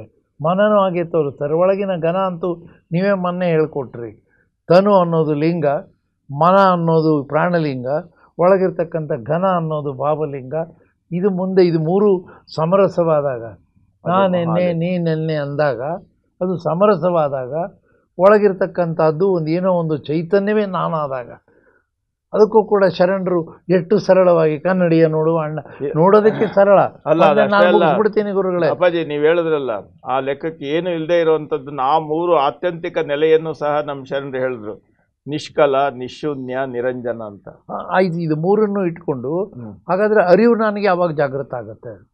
ಇದು ಜಾಗೃತ ಆದಾಗ ಹೋದಾಗ ಈ ಗುರು ಶಿಷ್ಯ ಸಂಬಂಧ, ಈ ಉದಾಹರಣೆಗಳು ಇವೆಲ್ಲವೂ ಬರುತ್ತೆ ಗುರುಗಳೇ. ಈಗ ನೀವು ಲಿಂಗಾಂಗ ಸಾಮರಸ್ಯವನ್ನು ನಮಗೆಲ್ಲ ಲಿಂಗಾಯತರಿಗೆ ಲಿಂಗವನ್ನು ನಮಗೆಲ್ಲ ಕೊರಳಲ್ಲಿ ಕಟ್ಟಿ ಇದರ ಮೂಲ ಅರ್ಥವೇ ನನಗೆ ಅರಿದೇ ಹೋದರೆ ಲಿಂಗಾಯತನ ಆಗೋದಕ್ಕೆ ಕೇವಲ ಲಿಂಗ ಇಲ್ಲ, ಇದು ಇದೆಯಾ ಗುರುಗಳೇ? ಅಲ್ಲ, ಲಿಂಗಾಯತನ ಆಗೋದಕ್ಕೆ ಲಿಂಗ ಇದೆ. ಏನು ಗೊತ್ತಾ, ಅದು ಆಯತ ಅಂತಂದ್ರೆ ಧರಿಸಿರೋದು ಅಷ್ಟೇ. ಅಲ್ಲ, ಈಗ ಅಲ್ಲಿ ನೀವು ನಿರುಪಾಧಿಕವಾಗಿ ಅಲ್ಲ, ನೀವು ಲಿಂಗವನ್ನು ಧರಿಸಿದ್ದೀರಿ, ಆದ್ರಿಂದ ಲಿಂಗವನ್ನು ಆಯತ ಮಾಡ್ಕೊಂಡಿದ್ದೀರಿ, ನೀವು ಲಿಂಗಾಯತರು. ನಿಮ್ಮ ಶರೀರದ ಮೇಲೆ ಲಿಂಗ ಇಲ್ಲ ಅಂದ್ರೆ ಅವನು ಲಿಂಗಾಯತ ಅಲ್ಲ. ಅಲ್ಲ, ಬಿಟ್ಬಿಡಿ ಗುರುಗಳೇ ಅವನ್ನ.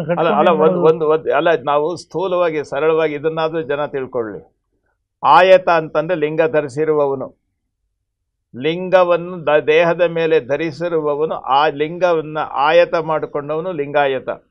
ಆದರೆ ಅದು ಪರಿಪೂರ್ಣ ಅಲ್ಲ ಅಂತ ನಾನು ಹೇಳಿದೆ. ಆಯ್ತು ಗುರುಗಳೇ, ಅದು ಪರಿಪೂರ್ಣ. ಅದನ್ನ ಪ್ರಾಣ ಸ್ವರೂಪದಲ್ಲಿ ಜಾಗೃತ ಮಾಡ್ಕೊಳ್ಬೇಕು, ಲಿಂಗ ಸ್ವಾಯತವಾಗಬೇಕು ಅವನು. ಆಯ್ತು ಗುರುಗಳೇ. ಎಲ್ಲವೂ ಸರಿ. ಆದರೆ ಈಗ ಎಲ್ಲರೂ ಲಿಂಗಾಯತರು ಇರೋದಿಲ್ಲ. ಎಷ್ಟೋ ಸ್ವಲ್ಪ ಪರ್ಸೆಂಟೇಜ್ ನಾವು ಇದ್ದೀವಿ. ಇದು ನಮಗೆ ಅರ್ಥ ಆಗುತ್ತೆ. ಹಾಗಾದರೆ ಬೇರೆಯವರಿಗೆ ಅವರು ಅರಿವು ಮೂಡೋದೇ ಇಲ್ಲವೇ? ಅಲ್ಲ ನೋಡಿ, ಅರಿವನ್ನು ಮೂಡಿಸ್ಬೇಕಾದಂಥ ಕರ್ತವ್ಯ ಇದೆಯಲ್ಲ, ಅದು ಸಮೂಹ ಪ್ರಜ್ಞೆಯಿಂದ ಮೂಡ್ತದೆ, ಮಾಡಬೇಕು. ನೋಡಿ, ಒಂದು ಹೇಳ್ತೀನಿ, ಎಲ್ಲ ಲಿಂಗಾಯತರು ಲಿಂಗ ಸ್ವಾಯತರಲ್ಲ, ಎಲ್ಲ ಲಿಂಗ ಸ್ವಾಯತರು ಲಿಂಗ ಸನ್ನಹಿತರಲ್ಲ. ಅಲ್ಲ, ಯಾವತ್ತೂ ಇವು ಮೂರು ಹಂತವನ್ನು ಪರಿಪೂರ್ಣವಾಗಿ ಒಳಗೊಂಡಿರ್ತಕ್ಕಂಥ ಮಹಾ ಚೈತನ್ಯವುಳ್ಳಂಥವರು ಶಬ್ದಾಡಂಬರದಲ್ಲಿ ಕಳೆದೋದ್ರು ನಮ್ಮ ಲೆಕ್ಕದಲ್ಲಿ. ಅದೇ ಗೊಂದಲದಲ್ಲಿ ಬಿದ್ದೀವಿ ಎಲ್ಲರೂ ಗೊಂದಲದಲ್ಲಿ. ಎಷ್ಟೋ ಜನ ವಿದ್ವಾಂಸರಿದ್ದಾರೆ, ಎಲ್ಲರನ್ನೂ ಕೇಳಿ. ಅಲ್ಲ, ಲಿಂಗ ಅನ್ನೋದು ಬಹಿರಂಗದ ಲಿಂಗ ಆಗೋಗಿದೆ. ಒಳಗಿನ ವಿದ್ವಾಂಸರು ಅಂತ ಅನ್ನೋದು ಬೌದ್ಧಿಕವಾದಂತ ಚಿಂತನಾಶೀಲರು ಅಂತ ಅಷ್ಟಕ್ಕೆ ಅದರ ಎಕ್ಸ್ಪ್ಲನೇಷನ್ ಅನುಭಾವಿಕ ನೆಲೆಯನ್ನು ನೀವು ಹೇಳಬೇಕು. ಅಲ್ಲ, ತಾವು ಅದನ್ನು ಹೇಳಲಿ ಅಂತಾನೆ ನಾನು ಈ ಪ್ರಶ್ನೆಯನ್ನು ಇಷ್ಟು ಕಠಿಣವಾಗಿ, ನನಗೆ ಮನಸ್ಸಿಗೆ ಕಠಿಣ ಅನ್ಸುತ್ತೆ, ನಿಮ್ಗಗ್ರ ಇದೆ. ಒಳಗೆ ಮೂಲತಃ ಅನುಭವ ಅನ್ನೋದಾಗಲಿ, ಅನುಭವದಿಂದ ಮೂಡತಕ್ಕಂಥ ಅರಿವಾಗಲಿ, ಅದನ್ನು ಹೇಗೆ ನಾನು ಸಾಧಿಸ್ಕೊಳ್ಳೋದು? ಒಬ್ಬ ಸಾಮಾನ್ಯ, ಈಗ ನಮ್ಮಲ್ಲಿ ಮುಂದೆನೆ ಕೂತಿದ್ದಾರೆ ನಮ್ಮ ಇವರು ಹರೀಶ್ ಅವರು ಕೂತಿದ್ದಾರೆ. ಅವರು ಒಳಗೆ ಪ್ರಶ್ನೆಗಳು ಸಾವಿರಾರು. ಈಗ ದೇವರು ಅಂತೀವಿ, ಪರಮಾತ್ಮ ಅಂತೀವಿ, ಏನೇನೋ ಹೇಳ್ತೀವಿ. ಕೊನೆಗೆ ಅರಿವು ಯಾವುದು? ಈಗ ನೀವು ಹೇಳಿದ್ರಿ, ಅದು ಎಲ್ಲ ವಚನಗಳನ್ನು ಆಧಾರ ಇಟ್ಕೊಂಡು ಇದನ್ನು ಸಾಧನೆ ಹೆಂಗೆ ಮಾಡೋದು? ನೋಡಿ ಸರ್, ನಾನು ನೀನು, ಒಂದು ನಿಮಿಷ, ನಾನು ನೀನು ಅನ್ನೋದು ವ್ಯತ್ಯಾಸನೇ ಇಲ್ಲದ ಹಾಗೆ ನಾನು ಬದುಕಿದಾಗ, ಪೂರ್ಣವಾಗಿ ಲಿಂಗಮಯವಾದಾಗ. ನೋಡಿ, ಅದನ್ನು ಪ್ರಭುದೇವರು ಅಕ್ಕನಿಗೆ ಹೇಳಿದಂಥ ಒಂದು ಮಾರ್ಗದರ್ಶಕ ವಚನದಲ್ಲಿ ಹೇಳಿ ಗುರು. ಆನು ನೀನೆಂಬ ಉಭಯ ಭೇದ ಒಳಿದು. ಅಲ್ಲಿ ಬಂತಲ್ಲ, ನಾನು ನೀನು ಪ್ರಶ್ನೆನೇ ಬರಲ್ಲ ಅಲ್ಲಿ. ನೋಡಿ, ಆನು ನೀನೆಂಬ ಉಭಯ ಭೇದ ಒಳಿದು, ಇವೆರಡು ಭೇದ ಅಳಿಬೇಕು. ತಾನೇ ತಾನಾದ ತ್ರಿಕೂಟಗಿರಿಯ ತುಟ್ಟ ತುದಿಯ ಮೆಟ್ಟಿ ನೋಡಲು ಬಟ್ಟ ಬಯಲು ಕಾಂಬುದು ನೋಡು. ಇದನ್ನ ಅರ್ಥ ಎಕ್ಸ್ಪ್ಲನೇಷನ್ ಮಾಡಿ ಗುರುಗಳ. ಅದರಲ್ಲಿ ಅರಿವಿಗೆ ಬಂದ್ರಿ ನೀವು ಹತ್ರ. ಅಲ್ಲ, ಶಬ್ದಕ್ಕೆ ನಿಲುಕದೆ ಇರ್ತಕ್ಕಂಥ ಈ ವಚನವನ್ನ ಲೌಕಿಕದಿಂದ ಅಲ್ಲ, ನಿಜವಾದ ಅನುಭಾವಿಕ ನೆಲೆಗೆ ನೀವು ವಚನ ಹೇಳಿದ್ರಿ. ಅದನ್ನ ಎಕ್ಸ್ಪ್ಲೇನ್ ಮಾಡ್ಬೋದು. ಅಲ್ಲ, ಹೇಳ್ತೀನಿ. ಇದನ್ನ ಶಬ್ದಾಡಂಬರದಲ್ಲಿ ಹೇಳಲಿಕ್ಕೆ ಹೋದ್ರೆ ಸದ್ದಾಗತ್ತೆ ಅಷ್ಟೇ. ಅಕ್ಕ ಪ್ರಶ್ನೆ ಮಾಡ್ತಾಳೆ ನನ್ನ. ಇಲ್ಲ, ಹೇಳಿ. ಕಡೆದರೆ ಕಡೆದಂತಹುದಲ್ಲದೆ ಬೆಣ್ಣೆಯ ಪಡೆಯಬಹುದೇ ಅಂತಾಳೆ. ಬರೀ ಕಡೆದ ಶಬ್ದ ಕೇಳಿಸ್ತದಪ್ಪ, ಬೆಣ್ಣೆಯಲ್ಲಿ ಅಂತ ತೋರಿಸ್ಬೇಕಲ್ಲ. ಈಗ ನಮ್ಗೆ ಅಲ್ಲಮನ ವಚನ ಬಿಚ್ಚಿ ನೋಡಿ, ಅಕ್ಕನಿಗೆ ಹೇಳಿದ ಮಾತದು. ಹೇಳಿ, ಅದನ್ನ ಶಬ್ದಗಳಲ್ಲೇ ಹೇಳೋದಾಗ್ತದೆ, ಅನುಭವದ ನೆಲೆಯಲ್ಲಿ. ಅಲ್ಲ, ಅದು ಮುಂದಿಂದು. ಆನು ನೀನೆಂಬ ಉಭಯ ಭೇದ ಒಳಿದು. ನೋಡಿ, ನಾನು ಪೂಜೆ ಮಾಡುವವ, ಪೂಜಕ, ನೀನು ಪೂಜ್ಯ, ನಾನು ಕನಿಷ್ಠ, ನೀನು ಶ್ರೇಷ್ಠ, ನೀನು ಬೆಳಕು, ನಾನು ಕತ್ತಲು. ಈ ರೀತಿ ದ್ವಂದ್ವವನ್ನು ಇಟ್ಟು ವ್ಯವಸ್ಥೆ ಹೊರಗೆ ಬಂದಾಗ ಯಾವ ರೀತಿ ಇರ್ತಾರೆ ಅನ್ನೋದನ್ನು ಅಕ್ಕನ ವಚನ, ಅದನ್ನು ಮತ್ತೆ ನೆನೆಸ್ಕೊಳ್ಳಿ. ಆನು ನೀನೆಂಬ ಉಭಯ ಭೇದ ಒಳೆದಾಗ ಏನಾಗುತ್ತೆ ಅಂತಂದರೆ, ಲಿಂಗವೆನ್ನೆ, ಲಿಂಗೈಕ್ಯವೆನ್ನೆ, ಸಂಘವೆನ್ನೆ, ಸಮರಸವೆನ್ನೆ, ಆಯಿತೆನ್ನೆ, ಆಗದೆನ್ನೆ, ನಾನೆನ್ನೆ, ನೀನೆನ್ನೆ, ಚನ್ನಮಲ್ಲಿಕಾರ್ಜುನ ಸಮರಸಗೊಂಡ ಬಳಿಕ ಏನು ಎನ್ನೆ. ಏನೂ ಇಲ್ಲದ ಸ್ಥಿತಿಯಲ್ಲಿ ನನಗೆ ವ್ಯಕ್ತಿಯಾಗಿ ಮೂಡಿರ್ತೀನಿ. ಅದನ್ನ ನಮ್ಮ ಶರಣರು ಏನು ಹೇಳಿದ್ರು ಅಂತಂದ್ರೆ ಇನ್ನೊಂದು ವಚನದಲ್ಲಿ, ಏನೆನಲಿಲ್ಲದ ಮಹಾಘನಲಿಂಗ ಅಂತ ಹೇಳಿದ್ರು. ಹೌದು ಗುರುಗಳೇ. ಅದು ಮಾತು ಮನಂಗಳಿಗೆ ಅತ್ತತ್ತ ಮೀರಿದ ಅಂತ ಹೇಳಿದ್ರಲ್ಲ ಇವರು ನಿಜಗುಣ ಶಿವಯೋಗಿಗಳು. ಅದನ್ನು ವ್ಯಾಖ್ಯಾನ ಮಾಡಬೇಕು ಅಂದರೆ ನನ್ನ ಕೈನಲ್ಲಾಗಲ್ಲ. ನಿಜಗುಣ ಶಿವಯೋಗಿಗಳನ್ನೇ ಹಿಡ್ಕೊಂಡ್ರೆ ಆ ಗುರುಗಳು ಹೇಳ್ತಾರೆ, ಮಾತು ಮನಂಗಳಿಗೆ ಅತ್ತತ್ತ ಮೀರಿದ ಸಾತಿಶಯದ ನಿರುಪಾಧಿಕ, ಇನ್ನೊಂದರ ಆಧಾರ ಇಲ್ಲದೆ ಇರ್ತಕ್ಕಂಥದ್ದು, ನಿರ್ಮಲ ಜ್ಯೋತಿ ಅಂತಾರೆ. ನಿರುಪಾಧಿಕ, ಯಾವುದೇ ಬತ್ತಿ ಎಣ್ಣೆಯ ಆಧಾರವಿಲ್ಲದೆ, ಯಾವುದು ಇಲ್ಲದೆ ಇರ್ತಕ್ಕಂಥ ಯಾವುದೇ ಉಪಾಧಿ ಇಲ್ಲದೆ ಇರ್ತಕ್ಕಂಥ ನಿರ್ಮಲ ಜ್ಯೋತಿ ಅದು. ಅದನ್ನು ನೋಡಬೇಕಾದ್ರೆ ನಾನು ನೀನೆಂಬ ಉಭಯ ಭೇದ ಒಳಿದು ತಾನು ತಾನಾದ ಅಲ್ಲಿ ಬೇರೆ ನಾನು ನೀನು ಏನು ಇಲ್ಲದೆ ಇರ್ತಕ್ಕಂಥ ತ್ರಿಕೂಟಗಿರಿಯ, ಆ ತ್ರಿಕೂಟಗಿರಿ ಅಂತ ಅನ್ನೋಂಥದ್ದು ಇದೆಯಲ್ಲ, ಇದು ವಾಸ್ತವವಾದಂಥ ರೀತಿಯಲ್ಲಿ ಸಾಧನೆಯ ಮೂಲ ನೆಲೆಯನ್ನು ತಲುಪ್ತಕ್ಕಂಥದ್ದು, ಕಾಲಾತೀತವಾಗಿರ್ತಕ್ಕಂಥದ್ದು. ಈ ತ್ರಿಕೂಟಗಿರಿ ಅಂದ್ರೆ ಏನು ಗುರು? ಅಲ್ಲ, ಕಾಲಾತೀತವಾಗಿರ್ತಕ್ಕಂಥದ್ದು. ಇಡ, ಪಿಂಗಳ, ಸುಷುಮ್ನ ಅಂತ ಮೂರು ನಾಡಿಗಳ ನೆಲೆಯನ್ನು ಹೇಳ್ತಾರೆ ಯೋಗದ ಮಾರ್ಗದಲ್ಲಿ. ಯೋಗ ಅಂದ್ರೆ ಸಮನ್ವಯ ಅಷ್ಟೇ. ಯೋಗ ಅನ್ನೋದೇನು ಸಪರೇಟ್ ಇನ್ನೊಂದೇನು ಅಂತಲ್ಲ, ದಾರಿ ಅದು. ಇಡ, ಪಿಂಗಳ, ಸುಷುಮ್ನ ಈ ಮೂರು ನಾಡಿಗಳು, ಒಂದು ರೇಚಕ, ಒಂದು ಪೂರಕ, ಇನ್ನೊಂದು ಕುಂಭಕ, ಮೂರು ನೆಲೆಯಲ್ಲಿರ್ತವೆ. ಮೂರೂ ಸೇರ್ತಕ್ಕಂಥ ಒಂದು ಸೂಕ್ಷ್ಮವಾದಂಥ ಜಾಗ ಇದೆ. ಇದೆ. ಅದಿದೆಯಲ್ಲ, ಅದು ಹೇಳೋದು ತುಟ್ಟ ತುದಿಯ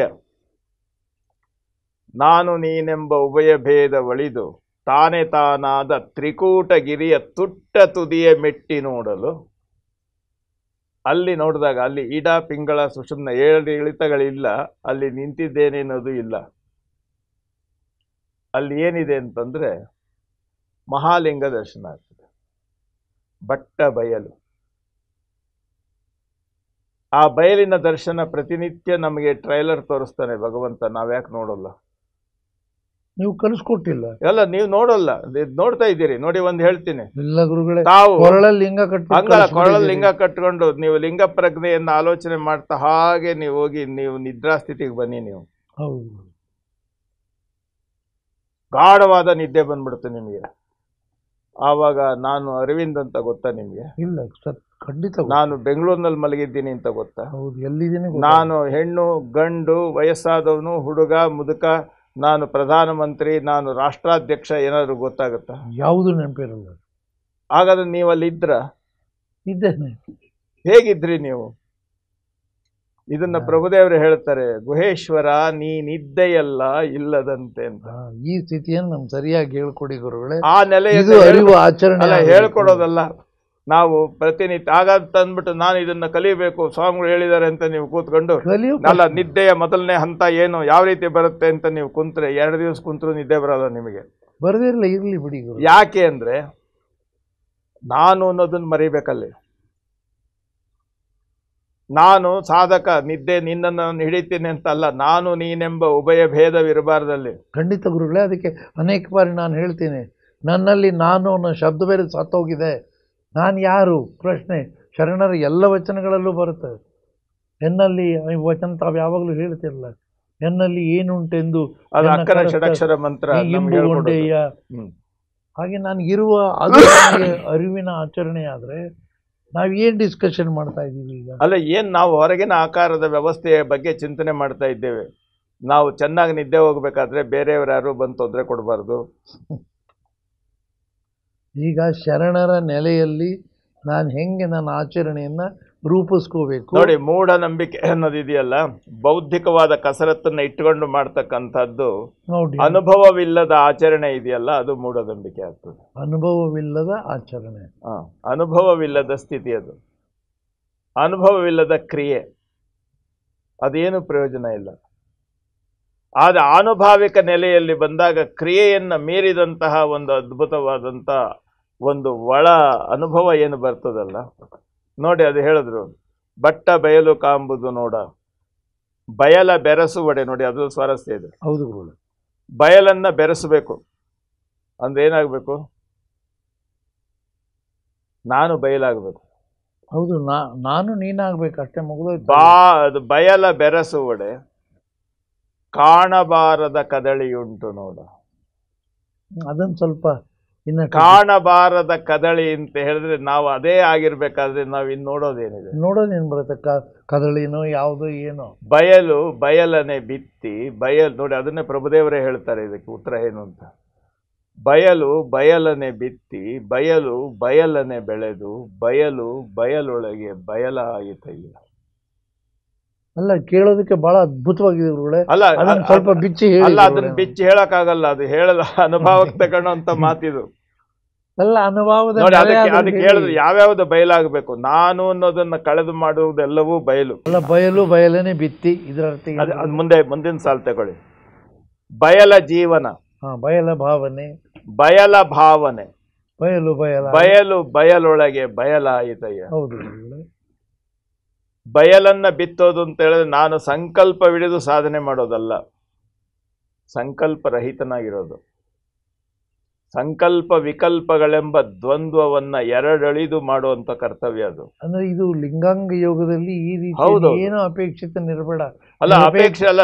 ಆ ಸನ್ನಿವೇಶದಲ್ಲಿ ಕೂತಾಗ ಏನಾಗುತ್ತೆ ಅಂತಂದ್ರೆ, ನಮ್ಮ ಶರಣರು ಹೇಳ್ತಾರೆ, ಅದಕ್ಕೊಂದು ಸ್ಥೂಲ ಉದಾಹರಣೆ ಕೊಡ್ತಾರೆ. ಕರ್ಪೂರವನ್ನು ಉರಿ ನುಂಗಿದಂತೆ ಅಂತ ಹೇಳ್ತಾರೆ. ಕರ್ಪೂರ ಇದೆ, ಕರ್ಪೂರ, ಅದನ್ನ ಒಂದು ಉದಾಹರಣೆ ಕೊಟ್ಟು ಹೇಳ್ತಾರೆ ಒಂದು ಮಂಗಳಾರತಿಯಲ್ಲಿ ನಮ್ಮ ಶರಣರು. ಹೇಳಿ. ಗುರುಕರವೆಂಬ ಅಂದ್ರೆ ಅರಿವಿನ ಗುರು ಅಂದ್ರೆ ಅರಿವು, ಹೌದು. ಗುರುಕರವೆಂಬ ಆ ಗುರು ಅರಿವಿನ ಕ್ರಿಯೆ ಅಂತನ್ನುವಂತ ಬ್ರಹ್ಮಾಂಡ ಇದು ಭೂತಳಿಗೆಯಳು, ನಿಜವಾದ ಅರಿವಿನ ಆಚರಣೆ. ಬ್ರಹ್ಮಾಂಡ ಭೂತಳಿಗೆಯಳು, ಅದಕ್ಕೆ ಆಕಾರ ಪ್ರಪಂಚವೇ. ಓರ್ವ ನಿಜ ಭಕ್ತನೆಂಬ ಸಾಧನೆಯ ನೆಲೆಯಲ್ಲಿರ್ತಕ್ಕಂಥ ಭಕ್ತನೆಂಬ ಕರ್ಪೂರವನಿಟ್ಟು, ಬ್ರಹ್ಮಾಂಡ ಭೂತಳಿಗೆಯಳು ನಿಜ ಭಕ್ತನೆಂಬ ಸಾಧಕ ಅನ್ನುವಂಥ ಒಂದು ಕರ್ಪೂರವನಿಟ್ಟು ಅರುಹಿನ ಮೂಲಾಗ್ನಿಯನ್ನು ಹಚ್ಚಿ ನೋಡಲು, ನೀವು ಹೇಳೋದಲ್ಲ ಅರಿವು, ಅದನ್ನ ಅದಕ್ಕೆ ಸೋಗಿಸ್ತು ಅಂತ ಹೇಳಿದ್ರೆ, ಅರಿವಿಲ್ಲ ಕುರುಹಿಲ್ಲ ನಿರವಯಲಾಯಿತು. ನೋಡಿ, ಕರ್ಪೂರವ ನುರಿ ನುಂಗಿದಂತೆ ಅಂತ ವಚನದಲ್ಲಿ ಹೇಳ್ತಾರೆ. ಕರ್ಪೂರಕ್ಕೆ ಉರಿ ಇದು ಜ್ಯೋತಿ ಜೋಡಿಸಿದ್ರೆ ಕೊನೆಗೆ ಅಲ್ಲಿ ಕರ್ಪೂರನೂ ಇಲ್ಲ, ಉರಿನೂ ಇಲ್ಲ, ಬೂದಿ ಇಲ್ಲ, ಇದ್ದಲಿಲ್ಲ, ಏನೂ ಇಲ್ಲ, ಬಯಲಾಗೋಯ್ತು. ಇದು ಈ ಉದಾಹರಣೆಯನ್ನು ಕೊಡ್ತಾರೆ. ಉರಿಯುಂಡ ಕರ್ಪೂರ ಅಂತ ಹೇಳ್ತಾರೆ. ಉರಿಯುಂಡ ಕರ್ಪೂರ ಅಂದ್ರೆ ಸಾಧಕ ಅರಿವಿನಲ್ಲಿ ಸಂಪೂರ್ಣವಾಗಿ ಅರಿವು ನಿಮ್ಮನ್ನ ಒಳಗೆ ಸೇರಿಸ್ಕೊಂಡು ಬಿಟ್ಟಿದೆ ಅಂತ. ಉರಿಯುಂಡ ಕರ್ಪೂರ. ಈ ನೆಲೆಯನ್ನ ನಾವು ಬೌದ್ಧಿಕವಾಗಿ ಯೋಚನೆ ಮಾಡಿದ್ರೆ ಅದರ ಬಾಗಿಲ ಹತ್ರ ನಿಂತ್ಕೊಂಡು ನೋಡ್ತೀವಿ ಅಷ್ಟೇ, ಹೊರಗೆ ಹೋಗ್ಬೇಕಲ್ಲ, ಒಳಗೆ ಹೋಗ್ಬೇಕಲ್ಲ ಸರ್. ನಾನು ನಿದ್ದೆ ಬಗ್ಗೆ ಅದ್ಭುತವಾಗಿ ಡಾಕ್ಟರೇಟ್ ಪದವಿ ತಗೊಂಡಿದ್ದೀನಿ ಅಂತ ಹೇಳಿ, ನಿದ್ದೆ ಬಗ್ಗೆ ಡಾಕ್ಟರೇಟ್ ತಗೊಂಡಿರೋರು ಅಂತ ಹೇಳಿ ನಾನು 1000 ಜನಗಳ ಮುಂದೆ ಭಾಷಣ ಮಾಡಿದ್ರೆ ಚಪ್ಪಾಳೆ ಸಿಗ್ತದೆ ಹೊರತು ಅವರಿಗೆ ನಿದ್ದೆ ಅನುಭವ ಆಗ್ತದ? ಸಾಧ್ಯವೇ ಸಾಧ್ಯ. ಹಾಗಾಗಿದೆ ನಮ್ಮ ಸಮಾಜದ ಸ್ಥಿತಿ ಗುರುಗಳೇ. ಸಮಾಜದ ಸ್ಥಿತಿ ಬಗ್ಗೆನೂ ನಾವು ಇವತ್ತು ಮೌಢ್ಯ ಮತ್ತು ನೈಜ ಆಚರಣೆ ಅಂದಾಗ, ನೈಜ ಅಂದಾಗ ನೀವು ಆನುಭಾವಿಕ ಆಚರಣೆ, ಅದು ಮತ್ತೆ ಶರಣರ ಭಾಷೆಯಲ್ಲಿ ಅರಿವಿನ ಆಚರಣೆ. ನೋಡಿ, ಮೂಢನಂಬಿಕೆ ಅಂತ ಅನ್ನೋಂಥದ್ದು ಇದೆಯಲ್ಲ, ಅನುಭವವಿಲ್ಲದ ಹೊರಗಿನ ಆಚರಣೆ. ಅನುಭವವಿಲ್ಲದ ಅಂದ್ರೆ ಒಳಗಿನ ಅಂತರಂಗದ ನೆಲೆ ಇಲ್ಲದೆ, ಅಂದ್ರೆ ಅದನ್ನು ಎಚ್ಚರ ಇಲ್ಲ, ನನಗೆ ಎಚ್ಚರ ಇಲ್ಲದೆ ಇರ್ತಕ್ಕಂಥದ್ದು. ಈ ಕೋರ್ಟ್ನಲ್ಲಿ ಸಾಕ್ಷಿಯಾಗಿ ಹೇಳ್ತಾರಲ್ಲ ಹಿಂಗೆ, गीता के ऊपर हाथ रख के कहता हूँ कि जो कुछ कहता हूँ सच कहता हूँ. ಇಲ್ಲೂ ಹಿಂಗೆ ಸಾಕ್ಷಿ. ಹಾಗಾದ್ರೆ ನನಗೆ ಅರಿವಿನ ಸಾಕ್ಷಿ ಪ್ರತಿ ಹಂತದಲ್ಲಿಯೂ ನನಗೆ ಅರಿವಿನ ಸಾಕ್ಷಿ ಬೇಕು. ಅದು ಆತ್ಮನಿರೀಕ್ಷೆ ಇದ್ದಾಗ ಮಾತ್ರ ಆ ಮಾತಿಗೆ, ಆ ಸಾಕ್ಷಿಗೆ, ಹೇಳೋ ಮಾತುಗಳಿಗೆ ಬೆಲೆ ಬರ್ತದೆ. ಆವಾಗಲೇ ಅವನು ಲಿಂಗಮಯವಾಗಿ ವಿಕಾಸವಾಗುವ ರೀತಿ ಇದೆ. ನೋಡಿ, ಅರಿವಿಲ್ಲದ ಆಚರಣೆ ಹೇಗೆ ಗೊತ್ತಾ ಸರ್?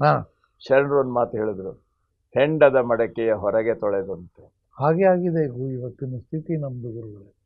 ನಾವು ಹೊರಗಿನ ವೈಭವಕ್ಕೆ ನೋಡಿ, ಅದನ್ನೇ ಹೇಳಿದ್ರಲ್ಲ, ಹೊರಗಣ ಶೃಂಗಾರ ಒಳಗಣ ರಣರಂಗ, ಬಳಕೆಗೆ ಬಂದ ಬಟ್ಟೆ ದಾರಿ ಬಟ್ಟೆ ಅಲ್ಲ. ನೋಡಿ, ಕಂಗಳ ಮುಂದಣ ಕತ್ತಲೆ ಅದೇನು, ಹೊರಗೆ ಹೇಳ್ತಾ ಇದ್ದೀಯ, ಅದು ಅಂತರಂಗದಲ್ಲಿ ನೀನೇನು ಗೊತ್ತಿಲ್ಲ. ಮನದ ಮುಂದಣ ಮರವೇ ಇದೇನು, ಹೊರಗಣ ಶೃಂಗಾರ ಒಳಗಣ ರಣರಂಗ, ಬಳಕೆಗೆ ಬಂದ ಬಟ್ಟೆ ಇದೇನೋ. ಅಲ್ಲ, ಅಲ್ಲಿ ಇದೇನೋ ಇಲ್ಲ ಕೊನೆಯಲ್ಲಿ. ಹೊರಗಣ ಶೃಂಗಾರ ಒಳಗಣ ರಣರಂಗ, ಬಳಕೆಗೆ ಬಂದ ಬಟ್ಟೆ ದಾರಿ ಅಷ್ಟೇ. ಯಾಕೆಂದ್ರೆ ಅವೆರಡು ಇಲ್ಲ. ಮನ ಉನ್ಮನವಾಗಬೇಕು, ಅಮನವಾಗಬೇಕು. ಮನ ಇದೆಯಲ್ಲ ಸರ್, ಈ ಮನಸ್ಸಿದೆಯಲ್ಲ, ಸಂಕಲ್ಪ ವಿಕಲ್ಪಗಳ ಒಂದು ತರಂಗಗಳು. ಸಂಕಲ್ಪ ವಿಕಲ್ಪಗಳ ತರಂಗ ಇದೆಯಲ್ಲ, ಇದು ಮನಸ್ಸು. ಈ ಮನಸ್ಸು ಹೌದು ಅಲ್ಲ, ಹೌದು ಅಲ್ಲ ಈ ಲೆಕ್ಕದಲ್ಲಿ ಅದು ಉನ್ಮನವಾಗಬೇಕು ಅಂತಂದ್ರೆ ಹೌದು ಅನ್ನೋ, ಎಲ್ಲ ಹೌದು ಅನ್ನೋ ಕಡೆಗೆ ಅದು ಏರಬೇಕು, ಇಳಿಬಾರ್ದು. ಕೊನೆಗೆ ಆ ತರಂಗ ನಿಂತೋಗ್ಬೇಕು. ಅದು ಅಮನಸ್ಕ ಯೋಗ ಅಂತಾರೆ. ನೀವು ತ್ರಿಕೂಟ ಏನು ವಚನ ಹೇಳಿದ್ರಿ, ಆವಾಗ ತ್ರಿಕೂಟದ ನನಗೆ ಒಂದು ಕಲ್ಪನೆ ಅಥವಾ ನನಗೆ ಸಾಧನೆ ಆದಾಗ ಅಲ್ಲಿ ಎಲ್ಲವೂ ತಾವು ಹೇಳಿದ್ರಿ. ಅದು ಇನ್ನೊಮ್ಮೆ ಸ್ವಲ್ಪ ಬಿಡಿಸಿ ಹೇಳಿದ್ರೆ. ನೋಡಿ, ತ್ರಿಕೂಟ ಅದು ನಾವು ಇಡ ಪಿಂಗಳ ಮತ್ತು ಸುಷುಮ್ನ, ಈಡ ಪಿಂಗಳ ಸುಷುಮ್ನ, ಇದು ಸಾಧನಾ ಕ್ರಮದಲ್ಲಿ ಅದನ್ನ ಆ ಮಾತನ್ನು ಅವ್ರು ಹೇಳಿದ್ದು, ನಮ್ಮ ಶರೀರದಲ್ಲಿ ಈ ಆಜ್ಞಾಚಕ್ರ ಅಂತ ಅನ್ನೋಂಥ ನೆಲೆ ಹೇಳ್ತಾರೆ. ಉಸಿರು ಎಳ್ಕೊಳ್ಳೋದು, ಹೊರಗಿರ್ತಕ್ಕಂಥ ಚೈತನ್ಯವನ್ನು ಶರೀರ ಸಂಗ್ರಹ ಮಾಡ್ಕೊಳ್ತದೆ ಉಸಿರಿನ ಮೂಲಕವಾಗಿ. ಹಾಂ ಗುರುಗಳೇ. ಒಳಗಿರ್ತಕ್ಕಂಥ ಎಲ್ಲ ದುರ್ಬಲಗಳನ್ನು ದೋಷಗಳನ್ನು ಹೊರಗೆ ಬಿಡ್ತದೆ. ಹೌದು. ಇದು ಆದಾನ ಪ್ರದಾನ, ಹಾಂ ಹಾಂ. ತೆಗೆದುಕೊಳ್ಳುವಿಕೆ ಮತ್ತು ಈಚೆಗೆ ಹಾಕುವಿಕೆ, ವಿಸರ್ಜನೆ. ಇವೆರಡರ ಮಧ್ಯದಲ್ಲಿ ಈ ತೆಗೆದುಕೊಂಡದ್ದು ಮತ್ತು ಬಿಡೋದು ಇವೆರಡರ ಮೂಲ ಸ್ಥಾನ ಒಂದು ಪಾಯಿಂಟ್ ಇದೆಯಲ್ಲ, ಹೌದು, ಏನೋ ಸೂಕ್ಷ್ಮ ಸ್ಥಿತಿ ಬರುತ್ತೆ. ಆ ಸೂಕ್ಷ್ಮ ನೆಲೆ ಇದೆಯಲ್ಲ, ತೆಗೆದುಕೊಂಡದ್ದನ್ನು ಸ್ವೀಕರಿಸಿ ಬೇಡವಾದದ್ದನ್ನು ಬಿಡುವಂತಹ ಒಂದು ನೆಲೆ ಇದೆಯಲ್ಲ, ಹಾಂ, ಆ ನೆಲೆಯಲ್ಲಿ ಬಹಳ ಅದ್ಭುತವಾಗಿ ಹೇಳಿದ್ರಿ ತಾವು. ಒಳಗೆ ತಗೊಂಡು ಅದಾದಾಗ ಅದೆರಡೂ ಇಲ್ಲದ ಸ್ಥಿತಿಯಲ್ಲಿ ಅಲ್ಲ, ಅದು ಪರಿವರ್ತನೆಯ ಸ್ಥಿತಿ. ಉತ್ತಮವಾದದ್ದನ್ನು ತೆಗೆದುಕೊಳ್ಳುವ ಪಾಯಿಂಟ್ನಲ್ಲೇನೆ ಬೇಡವಾದದ್ದನ್ನು ಬಿಡುವ ಪಾಯಿಂಟು ಇದೆ ಅಲ್ಲಿ. ಅಲ್ಲೇ ಇದೆ, ಇರಲೇಬೇಕಲ್ಲ, ರಿವರ್ಸ್ ಆಗ್ಬೇಕಲ್ಲ. ಅದು ಸುಷುಮ್ನಾ ನಾಡಿ ಅಂತ ಹೇಳ್ತಾರೆ. ಸುಷುಮ್ನಾ ನಾಡಿ ಇವೆರಡನ್ನ ಸಮನ್ವಯಗೊಳಿಸಿ ಏಕೀಕೃತಗೊಳಿಸುವಂಥ ಒಂದು ನೆಲೆ. ಅದು ಎಲ್ಲಿ ಆಗ್ನೇಯ ಆ ನೆಲೆ ಎಲ್ಲಿ ಅಂತ ಹೇಳಿದ್ರೆ ಈಡ ಪಿಂಗಳ ಬಲ ಎಡ ನಾಡಿಗಳ ಜೊತೆಯಲ್ಲಿ ಇಲ್ಲಿ ಸುಷುಮ್ನಾ ನಾಡಿ ಅಂತ ಹೇಳ್ತಾರೆ. ಅದನ್ನು ಆಜ್ಞಾಚಕ್ರ ಅಂತ ಹೇಳಿದ್ರು. ನಮ್ಮ ಮೆದುಳಿನಲ್ಲಿರ್ತಕ್ಕಂಥ 3 ಭಾಗಗಳಿದೆಯಲ್ಲ, ಮುಂಭಾಗದ ಮೆದುಳು, ಎಡಭಾಗದ ಮೆದುಳು, ಬಲಭಾಗದ ಮೆದುಳು, ಈ 3ರ ಸಮನ್ವಯ ನಾಳಗಳಿದೆಯಲ್ಲ, ನರಗಳಿದೆಯಲ್ಲ, ಮುಖ್ಯವಾದ ನರಗಳಿದೆಯಲ್ಲ, ಆ ನರಗಳು ಈ ಜಾಗದಲ್ಲಿದೆ. ಇಲ್ಲಿ ಪ್ರಜ್ಞೆ ಜಾಗೃತವಾಯಿತು ಅಂತ ಹೇಳಿದ್ರೆ ನಿಮಗೆ ಎಡ ಬಲ ಅಂತ ಅನ್ನುವಂಥ ದ್ವಂದ್ವವನ್ನು ಕಳೆದು ಮೆದುಳು ಪರಿಪೂರ್ಣವಾದಂಥ ವಿಕಾಸದ ನೆಲೆಯಲ್ಲಿ, ಅದು ನಿಮ್ಮ ಆನುಭಾವಿಕ ನೆಲೆಯಲ್ಲಿ ಅದು ಅರಳುತ್ತದೆ. ಆ ವ್ಯವಸ್ಥೆಯನ್ನು ಇಟ್ಟುಕೊಂಡಾಗ ಅದರ ಪರಿಣಾಮ ಏನಾಗ್ತದೆ ಅಂತ ಹೇಳಿದ್ರೆ ಅದು ನಿಷ್ಕಲ, ನಿಶೂನ್ಯ, ನಿರಂಜನ ಅಂತ ಹೇಳಿ 3 ಹಂತವನ್ನು ಹೇಳ್ತಾರೆ ಅಲ್ಲಿನ ಮುಂದೆ. ಅದನ್ನು ಸಹಸ್ರಾರ ಅಂತನೂ ಒಂದು ಮಾತು ಹೇಳ್ತಾರೆ. ಇವೆಲ್ಲ ಸೇರಿದಂಥದ್ದು ಸಹಸ್ರಾರ. ಸಹಸ್ರದಳ ಕಮಲ ಅಂತನೂ ಹೇಳ್ತಾರೆ. ಸಹಸ್ರದಳ ಕಮಲ ಅದ್ಭುತವಾದ ವಚನ. ಆ ನೆಲೆಯಲ್ಲಿ ನಿಂತಾಗ ಏನಾಗುತ್ತೆ ಅಂತ ಹೇಳಿದ್ರೆ ಅದರಿಂದ ಹೊರಟಂತ ಒಂದು ಚೈತನ್ಯದ ಒಂದು ಶಕ್ತಿ 72,000 ನಾಡಿ ಮಾರ್ಗಗಳಲ್ಲಿ ತುಂಬಿ ಹರಿಯುತ್ತದೆ. ಅಂದರೆ ಮೆದುಳಿನಿಂದ ನಮ್ಮ ಶರೀರದ ಕಾಲಿನ ಉಂಗುಷ್ಟದವರೆಗೂ ಇರ್ತಕ್ಕಂಥ ಈ ಶರೀರ ಏನಿದೆಯಲ್ಲ, ಈ ಶರೀರ ಮೆದುಳಿನ ಜೊತೆಯಲ್ಲಿ ಸಂಪರ್ಕ ಇರ್ತಕ್ಕಂಥ 72,000 ಸೂಕ್ಷ್ಮಾತಿ ಸೂಕ್ಷ್ಮ ನಾಡಿ ಮಾರ್ಗಗಳಿವೆ. ಈ ರಕ್ತನಾಳಗಳು ಹೇಗೆ ಅಂದರೆ ಚೈತನ್ಯ ಪ್ರವಹಿಸುವುದಕ್ಕೆ, ಹೌದೌದು, ಅಲ್ಲ, ಈ ರಕ್ತನಾಳಗಳು ಹೇಗೆ ನಮ್ಮ ಶರೀರದಲ್ಲಿರುವಂಥ ಒಂದೊಂದು ಮೂಲ ಅಂಗಾಂಶಗಳಿಗೂ ಆಮ್ಲಜನಕವನ್ನು ಕೊಟ್ಟು ಅದರಲ್ಲಿರುವ ದೋಷವನ್ನು ಕಲೆಕ್ಟ್ ಮಾಡಿಕೊಂಡು ಅದನ್ನು ಹೃದಯದಲ್ಲಿ ತಂದು ಶುದ್ಧೀಕರಿಸುವಂಥ ನಾಡಿ ಮಾರ್ಗಗಳು ಬೇರೆ. ಆಮೇಲೆ ನಾವು ಮುಟ್ಟಿದ ತಕ್ಷಣ ಕಾಲು ನೋವು ಅಥವಾ ಬೆಂಕಿ ಅಥವಾ ಥಂಡಿ ಅಥವಾ ಬಿಸಿ ಇತ್ಯಾದಿಗಳನ್ನು ಪರಿಚಯ ಮಾಡ್ತಕ್ಕಂಥ ನರದ ನಾಡಿಗಳು ನಾನು ರಕ್ತನಾಳಗಳು ಸ್ಥೂಲ ಅಂತ ಇಟ್ಕೊಂಡ್ರೆ, ಈ ನಮ್ಮ ಈ ಸ್ಪರ್ಶ ನಾಳಗಳಿದೆಯಲ್ಲ ಇದು ಸೂಕ್ಷ್ಮ ಅಂತ ಇಟ್ಕೊಂಡ್ರೆ, 72,000 ನಾಡಿ ಮಾರ್ಗಗಳಿದೆಯಲ್ಲ ಇದು ಸೂಕ್ಷ್ಮಾತಿ ಸೂಕ್ಷ್ಮ ಅದು ಒಂದು ರೀತಿಯಲ್ಲಿ ಅದಕ್ಕೂ ಮೀರಿದಂಥ ಸೂಕ್ಷ್ಮಾತಿ ಸೂಕ್ಷ್ಮ ಮಾರ್ಗಗಳು, ಸ್ಥೂಲ ಸೂಕ್ಷ್ಮ ಕಾರಣ. ಆ ಲಿಂಗ ಪ್ರಜ್ಞೆಯಲ್ಲಿ ಪರಿಪೂರ್ಣವಾಗಿ ಅರಳಿದಾಗ ಏನಾಗುತ್ತೆ ಅಂತಂದರೆ ನಿಮ್ಮ ಶರೀರದಲ್ಲಿರ್ತಕ್ಕಂಥ ಪ್ರತಿಯೊಂದು ಕಣಗಳು ಸಹ ಅದರಿಂದ ಪರಿಪೂರ್ಣವಾಗಿ ಫುಲ್ ಚಾರ್ಜ್ಡ್ ಆಗ್ತವೆ. ಈಗ ಒಂದು ಬ್ಯಾಟ್ರಿ ನೀವು ತಗೊಳ್ತೀರಿ, ಬ್ಯಾಟ್ರಿಗೆ ನೀವು ಪಾಸಿಟಿವ್ ನೆಗೆಟಿವ್ ಕನೆಕ್ಷನ್ ಕೊಡ್ತು ಅಂತಂದರೆ ಕರೆಂಟ್ ಒಳಗೆ ಪ್ರವೇಶ ಮಾಡುತ್ತೆ. ಹೌದು. ಆ ಬ್ಯಾಟ್ರಿ ಯಾವ ಕರೆಂಟನ್ನು ಹಿಡಿದಿಟ್ಕೊಳ್ಳುತ್ತೆ? ಅದರಲ್ಲಿರ್ತಕ್ಕಂಥ ಸೂಕ್ಷ್ಮ ಇಂಗಾಲದ ಕಣಗಳಿವೆಯಲ್ಲ, ಎಲ್ಲ ಕಣಗಳು ಪರಿಪೂರ್ಣವಾಗಿ ವಿದ್ಯುದೀಕರಣಗೊಂಡಾಗ ಅದು ಫುಲ್ ಚಾರ್ಜ್ಡ್ ಬ್ಯಾಟ್ರಿ ಆಗ್ತದೆ.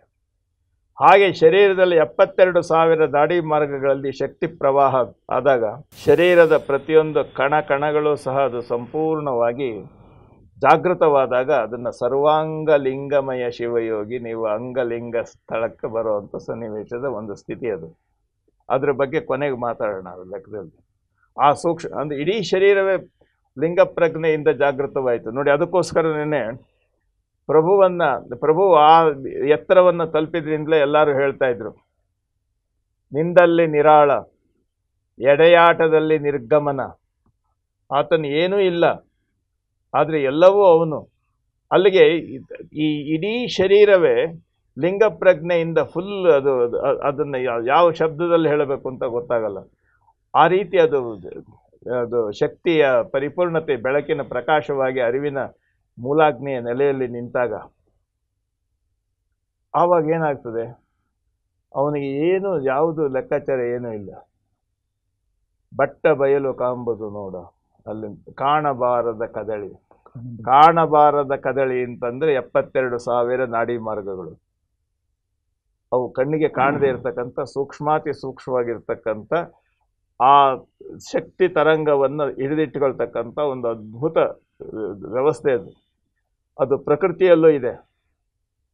ಪ್ರಕೃತಿಯಲ್ಲೂ ಸಹ ನಾವು ಬರೀ ಬಯಲು ಅಂತ ಹೇಳ್ತೇವೆ, ಆದರೆ ಕಿರಣಗಳು ಬಯಲನ್ನು ಸೇರಿದಾಗ ಅದರಲ್ಲಿ ಪರಿಪೂರ್ಣವಾಗಿರುವಂಥ ನೆಲೆಯನ್ನು ಸಂಗ್ರಹ ಮಾಡುವಂಥ ವಿಧಾನವೂ ಇದೆ. ಅದು ನಮಗೆ ವೈಜ್ಞಾನಿಕವಾಗಿ ಶಬ್ದದ ಉಚ್ಚಾರಣೆಯಲ್ಲಿ ಉದಾಹರಣೆಗೆ ಬರದೇ ಇರತಕ್ಕಂಥ ಒಂದು ನೆಲೆ ಅದು. ಆ ನೆಲೆಯಲ್ಲಿ ನಿಂತು ನೋಡ್ತಕ್ಕಂಥ ಒಂದು ವ್ಯವಸ್ಥೆ. ಆವಾಗ ಏನಾಗುತ್ತೆ, ನಾನೆನ್ನೆ ನೀನೆನ್ನೆ. ನೋಡಿ, ಅಕ್ಕ ಆ ಸ್ಥಿತಿಯನ್ನು ತಲುಪಿದ್ಲಲ್ಲಿ, ಆ ನೆಲೆಯನ್ನು ತಲುಪಿದಾಗ ಆ ತಾಯಿ ಏನು ಹೇಳಿದ್ಲು, ಅಲ್ಲಿ ದ್ವಂದ್ವ ಇಲ್ಲವೇ ಇಲ್ಲ. ಆ ನೆಲೆಯಲ್ಲಿ ಪ್ರಭುದೇವರು ಸಹಜವಾದ ರೀತಿಯಲ್ಲಿ ಇದ್ದರು. ಅವರು ಆದ್ರಿಂದಲೇ ಅವ್ರನ್ನ ವ್ಯೋಮಕಾಯ ಅಂತ ಕರೀತಾ ಇದ್ರು. ಹೌದು, ವ್ಯೋಮಕಾಯ ಅಂದ್ರೇನು? ವ್ಯೋಮ ಅಂತಂದ್ ನೋಡಿ, ಆಕಾಶ ಅಂತ ನಾವೇನು ಹೇಳ್ತೇವೆ ಅದಕ್ಕೂ ಇತಿಮಿತಿ ಇದೆ. ಅದನ್ನ ಮೀರಿದ್ದಿದೆಯಲ್ಲ ಅದು ವ್ಯೋಮ. ನಮಗೆ ಕಾಣುವಂತದ್ದು ಬಣ್ಣ, ನಕ್ಷತ್ರ ಇತ್ಯಾದಿಗಳಿಂದ ಇರತಕ್ಕಂಥದ್ದು ನಮ್ಮ ಇದು ಮಿಗೆಯಗಲ್ಲ ಅಂತ ಬಸವಣ್ಣ. ಹೌದೌದು, ಅದೇನೆ. ಜಗದಗಲ ಮುಗಿಲಗಲ ಮಿಗೆಯಗಲ್ಲ. ಅದು ಆಕಾಶ ಮುಗಿಲಗಲ್ಲ, ಆದ್ರೆ ಮಿಗೆಯಗಲ್ಲ ನೋಡಿ, ಮಿಗೆ ಶಬ್ದ ಬಳಕೆ. ಹೌದು, ಅದಕ್ಕೂ ಮೀರಿದ್ದು ಅದು ವ್ಯೋಮ. ಆ ವ್ಯೋಮಕಾಯ ಅಂತ ಅನ್ನುವಂಥ ನೆಲೆ ಇದೆಯಲ್ಲ, ಅದು ಆಧ್ಯಾತ್ಮದ ಶಿವಯೋಗದ ನೆಲೆಯಲ್ಲಿ ಅದೊಂದು ವಿಶೇಷವಾಗಿರ್ತಕ್ಕಂಥ ಸ್ಥಿತಿ. ಅದು ಭಗವಂತನ ನಿಮ್ಮಗಲ ಅಂದ್ಬಿಟ್ರು ಕೊನೆಗೆ ಅಷ್ಟು. ನಿಮ್ಮಗಲ ಅಂದ್ರೆ ಮತ್ತೆ ವ್ಯೋಮಕಾಯ ಅಲ್ಲಮ ಅಂದಾಕ್ಷಣ ಅವ್ರಿಗೂ ಇವ್ರಿಗೂ ಅಂದ್ರೆ ಅಂಗವೇ ಲಿಂಗವಾದಂಥ ಆತ್ಮ ಸ್ವರೂಪ ಅನ್ನೋ ನೆಲೆಯಲ್ಲಿ ತಾವು ಹೇಳ್ತೀನಿ ನೋಡಿ. ಅದನ್ನ ಅಂಗಲಿಂಗವೆಂಬ ಉಭಯ ಹಿಂಗಿ ಸ್ವಾತ್ಮಜ್ಞಾನದಲ್ಲಿ ಸಂಗನ ಬಸವನಾಗಿ ಜಗದ ಹಂಗನಲ್ಲಿದ ಶರಣ ಅಂತ ಅಂದ್ಬಿಟ್ಟು ನಮ್ಮ ಇವರು ಹೇಳಿದ್ರು. ಒಂದು ಮಂಗಳಾರತಿ ಪದದಲ್ಲಿ ಬಸವಣ್ಣವ್ರ ಕುರಿತು ಹೇಳುವಂಥ ಮಾತಲ್ವ ಇದು. ಒಬ್ಬರು ಪ್ರತಿಕ್ರಿಯೆ ಮೌಢ್ಯಾಚರಣೆ ಮತ್ತು ಮೂಲಾಚರಣೆಯನ್ನು ಬಹಳ ಸರಳವಾಗಿ ನನಗೆ ಪ್ರಶ್ನೆ ಮಾಡಿದ್ರು ಗುರುಗಳೇ. ಇದೇ ನೆಲೆಯಲ್ಲೇನೆ, ಈ ಚರ್ಚೆಗಳ ನೆಲೆಯಲ್ಲೇನೆ. ಈಗ ಮೌಢ್ಯಾಚರಣೆ ಮೂಲಾಚರಣೆಗಳು ಏನೋ ಇದೆ ನಮ್ಮ ಬದುಕಿನಲ್ಲಿ. ಇದು ವಚನಗಳು ಗೊತ್ತಿರ್ಬೋದು, ಗೊತ್ತಿಲ್ಲದೆ ಇರ್ಬೋದು. ನೋಡಿ ಅಪ್ಪಾಜಿ, ಮೂಲಾಚರಣೆ ಅಂತಂದ್ರೆ ಸಹಜ ಕ್ರಿಯೆ, ಸಹಜ ಮಾರ್ಗ. ಆದ್ರೆ ತಿಳಿದೆ ನಾವು ಅದನ್ನ ಮಾಡ್ತೀವಿ ಅಂತ ಅನ್ನೋದಿದೆಯಲ್ಲ, ಇದು ಮೂಢನಂಬಿಕೆ, ಮೂಢಾಚರಣೆ. ತಿಳಿದೆ ಅಂದ್ರೆ ಈಗ ನಾನು ಮೈಸೂರಿಗೆ ಹೋಗ್ಬೇಕು. ಹೌದು ಗುರುಗಳೇ, ಮೈಸೂರಿಗೆ ರಸ್ತೆ ಇದೆ ಅಂತ ನಾನು ತಿಳ್ಕೊಂಡಿದ್ದೀನಿ. ಇದು ಆದರೆ ನನಗೆ ಆ ರಸ್ತೆ ಮೈಸೂರಿಗೆ ಹೋಗ್ತದೋ ಇಲ್ವೋ ಗೊತ್ತಿಲ್ಲ. ನಾನು ಹೋಗ್ತೀನಿ, ನಾನು ಮೈಸೂರಿಗೆ ಹೋಗ್ಬೇಕು ಅಂತ ಹೊರಟು ತುಮಕೂರು ಕಡೆ ಹೊರಟ್ಬಿಡ್ತೇನೆ. ರಸ್ತೆ ಅಷ್ಟೇ ನನಗೆ ಗೊತ್ತಿರೋದು. ತಿಳಿಯದೆ ಹೋಗ್ತಕ್ಕಂಥದ್ದು ವೃಥಾಶ್ರಮದ ನೆಲೆ ಇದೆಯಲ್ಲ, ಇದು ಮೂಢಾಚರಣೆ. ಅರಿತು ಆಚರಿಸೋದು ಇದೆಯಲ್ಲ, ಇದು ಮೂಲ ಆಚರಣೆ. ತಿಳ್ಕೊಂಡು ಹೋಗೋದು, ಅರಿವಿನ ಮಾರ್ಗದಲ್ಲಿ ಹೋಗೋದು. ನಾನು ಗಾಡಿಯಲ್ಲಿ ಕೂತಿದ್ದೀನಿ, ಅವರು ಕಾರ್ನಲ್ಲಿ ಹೋದವ್ರು ಮೈಸೂರಿಗೆ ಹೋದ್ರು, ನಾನು ಯಾಕೆ ಹೋಗಬಾರ್ದು ಅಂತ ಹೇಳಿ ನಾನು ತುಮಕೂರು ಕಡೆ ಹೋದ್ರೆ ಮೈಸೂರಿಗೆ ಹೆಂಗೆ ಹೋಗೋದು? ಈಗ ಇನ್ನೊಂದು ಬಸವಣ್ಣನವರದ್ದು ವಚನ ಇದೆ ಗುರುಗಳೇ. ಅಯ್ಯ ನಿಮ್ಮ ಶರಣನ ಮರ್ತ್ಯಕ್ಕೆ ತಂದೆಯಾಗಿ. ಇಲ್ಲಿ ಶರಣ ಅನ್ನೋದು ಅನೇಕ ಬಾರಿ ನಾವು ಆದಿ ಅನಾದಿಗಳಿಲ್ಲದಂದು ಹೇಳ್ತೀವಲ್ಲ ಗುರುಗಳೇ. ಶರಣನ ಉದಯಿಸಿದನಂದು. ಅಯ್ಯ ನಿಮ್ಮ ಶರಣನ ಮರ್ತ್ಯಕ್ಕೆ ತಂದೆಯಾಗಿ ನೆನೆದು ಸುಖಿಯಾಗಿ ನಾನು ಬದುಕಿದನಯ್ಯ. ಅದೇನು ಕಾರಣ ತಂದೆಯೆಂದರಿದೆನಯ್ಯ, ಅದೇನು ಕಾರಣ ತಂದೆಯೆಂದರಿದೆನಯ್ಯ, ಎನ್ನ ಕಾರಣ ತಂದೆಯೆಂದರಿದೆನಯ್ಯ. ಅರಿದರಿದು ಶಬ್ದದ ಬಳಕೆ, ಅರಿದರಿದು ನಿಮ್ಮ ಶರಣನು ಆಚರಿಸುವ ಆಚರಣೆಯ ಕಂಡು ಕಂಡೆರೆದನಯ್ಯ ಕೂಡಲ ನೋಡಿ, ತಿಳಿದು ಮಾಡುವ ಕ್ರಿಯೆ, ನೀವು ಹೇಳಿದ್ರಲ್ಲ ಅದು. ತಿಳಿಯದೆ ಮಾಡುವ ಕ್ರಿಯೆ. ಈ ಲೆಕ್ಕದಲ್ಲಿ ಅಪ್ಪ ಬಸವಣ್ಣನ ವಚನ ಇದೆಯಲ್ಲ, ಅದು ಅಪ್ಪ ಬಸವಣ್ಣನ ವಚನ ಇದೆಯಲ್ಲ, ನಿಮ್ಮ ಮರ್ತ್ಯಕ್ಕೆ ಅಯ್ಯ ನಿಮ್ಮ ಶರಣನ ಮರ್ತ್ಯಕ್ಕೆ ತಂದೆಯಾಗಿ. ಯಾಕೆ ತಂದಿದ್ದು? ಯಾಕೆ ತಂದೆ ನೀನು? ಅವನಿಗೆ ಇಲ್ಲಿ ಬರಬೇಕು ಅನ್ನೋ ಸಂಕಲ್ಪ ವಿಕಲ್ಪಗಳೇನೂ ಇಲ್ಲ. ಹೌದು, ಏನಿಲ್ಲ. ಆದ್ರೆ ಯಾಕೆ ಅಂತಂದ್ರೆ ಅನಿವಾರ್ಯತೆನೂ ಇಲ್ಲ, ಅನಿವಾರ್ಯತೆನೂ ಇಲ್ಲ. ಆದ್ರೆ ಲೋಕದ ನೆಲೆಗಾಗಿ, ಲೋಕದ ಹಿತಕ್ಕಾಗಿ ಆ ನೆಲೆಯ ಜವಾಬ್ದಾರಿಯನ್ನು ನೀನೇ ನಿರ್ವಹಿಸೋನು ಅನ್ನುವಂಥ ವ್ಯವಸ್ಥೆಯಲ್ಲಿ ನನ್ನನ್ನು ತಂದಿದ್ದೀಯ ನೋಡಿ. ಯಾಕಂದ್ರೆ ಆ ವಚನದಲ್ಲಿ ಆದಿ ಅನಾದಿಗಳಿಲ್ಲದಂದು, ಹಮ್ಮು ಬಿಮ್ಮುಗಳಿಲ್ಲದಂದು, ಸುರಾಳ ನಿರಾಳವಿಲ್ಲದಂದು, ಸಕಲ ಚರಾಚರ ರಚನೆಗೆ ಬಾರದಂದು ಶರಣ ಉದಯಿಸಿದನಂದು. ಆ ಚೈತನ್ಯ ಆ ಶರಣನಿಗೆ ಈ ಶಬ್ದ, ಆ ಶರಣನ್ನು ತಂದು ಯಾತಕ್ಕೆ ತಂದೆ? ಇಲ್ಲಿ ಯಾಕೆ ತಂದೆ ತರೋದ ಕಾರಣ ಇದೆ. ಏನು ಅಂತಂದ್ರೆ, ನೆನೆದು ಸುಖಿಯಾಗಿ, ಅದನ್ನ ನಾನು ತಿಳ್ಕೊಂಡಿದ್ರಿಂದ ನಾನು ಸುಖಿಯಾಗಿದ್ದೇನೆ. ನೀನು ತಂದೆ. ಹೌದು, ನೀನ್ ತಂದೆ. ತಂದೆ ಅಂದ್ರೆ ನಾವು ಫಾದರ್ ಅನ್ನೋ ಮೀನಿಂಗ್ ಅಲ್ಲ ಇಲ್ಲಿ. ತಂದೆ ಅಲ್ಲ, ಕ್ರಿಯಾಪದ ಸರ್. ತಂದೆ ಅನ್ನೋದ್ರ ಕ್ರಿಯಾಪದ ಅಂದ್ರೆ ಕ್ರಿಯೆಯ ಭೂತಕಾಲ. ತಂದೆ ನೀನು. ಹೌದು, ನೀನ್ ತಗೊಂಬಂದೆ, ನೀನ್ ಕರ್ಕೊಂಡು ಬಂದ. ಹೌದು, ಅಷ್ಟೇ. ನೋಡಿ, ತಂದೆ ಸುಖಿ ಅದನ್ನ ನೆನೆದು, ನನಗೆ ವಾಸ್ತವ ಗೊತ್ತಿರೋದ್ರಿಂದ ನಾನು ನೆನೆದು ಸುಖಿಯಾಗಿ ಬದುಕಿದ್ದೇನೆಯ. ಅದೇನು ಕಾರಣ ತಂದೆ ಎಂದು ತಿಳಿದೆ. ಎನ್ನ ಕಾರಣ, ಯಾವ ಕಾರಣದಿಂದ ತಂದೆ ಅನ್ನೋದನ್ನು ನಾನು ತಿಳ್ಕೊಂಡಿದ್ದೇನೆ. ಆದ್ರಿಂದ ನನಗೇನದ್ರ ಬಗ್ಗೆ ಇಲ್ಲ, ಅಲ್ಲಿ ಇಲ್ಲಿ ಎಂಬ ಉಭಯ ಭೇದ ಇಲ್ಲ ನನಗೆ. ಏನು ಕಾರಣ ತಂದೆ ಅಂತ ಅನ್ನೋದನ್ನ ನೋಡಿ ಸರ್, ಒಂದು ಹೇಳ್ತೀನಿ. ಈಗ ಮಹಾರಾಜ ಒಂದು ಗೂಢಚರ್ಯ, ಒಂದು ವ್ಯವಸ್ಥೆಗೋಸ್ಕರ ಭಿಕ್ಷುಕನ ವೇಷ ಹಾಕೊಂಡು ಆ ಭಿಕ್ಷುಕರ ಕಾಲೋನಿಗೆ ಹೋಗ್ತಾನೆ. ಅವನು ಏನು ಅನ್ನೋದು ಅವನು ಗೊತ್ತಿದೆ. ಯಾತಕ್ಕೆ ಅಲ್ಲಿ ಕಳಿಸಿದ್ದಾರೆ ಆ ರೀತಿ, ನಮ್ಮಪ್ಪ ಆ ರೀತಿ ನನ್ನ ಯಾಕೆ ಕಳಿಸಿದಾನೆ ಅನ್ನೋದು ಅವ್ರಿಗೆ ಗೊತ್ತಿದೆ. ಅವನಿಗೆ ಆ ಮೂಲ ಸ್ವರೂಪದ ಅರಿವು ವ್ಯವಸ್ಥೆಗಳೇನು ಪರಿವರ್ತನೆ ಅದೇನು ಕಳ್ಕೊಂಡಿಲ್ಲ ಅವನು. ಆದ್ರೆ ಇಲ್ಲಿನ ನೆಲೆಯಲ್ಲಿ ಏನು ಮಾಡಬೇಕು ಅನ್ನೋಂಥ ಪ್ರಜ್ಞೆನೂ ಇದೆ. ಇಲ್ಲಿ ಬಹಳ ನೋಡಿ, ಸ್ವಚ್ಛ ತಾವಿಡುದು ಅರಿದು ಅರಿದೆ. ಯಾರು ಕಳ್ತ ಆ ಮೂಲ ಚೈತನ್ಯವನ್ನ ತಂದಿದ್ದನ್ನ ತಂದೆ ತಂದೆ ಅನ್ನೋದು ಅರ್ಥ ಆಯ್ತು ನನಗೆ. ಅದೇನು ಕಾರಣ ತಂದೆ ಎಂದರಿದೆನಯ್ಯ, ಎನ್ನ ಕಾರಣ ತಂದೆ ಎಂದರಿದೆನಯ್ಯ. ಅಷ್ಟೇ, ಕಾರಣನೇ ಅರ್ಥ ಆಗೋಯ್ತು.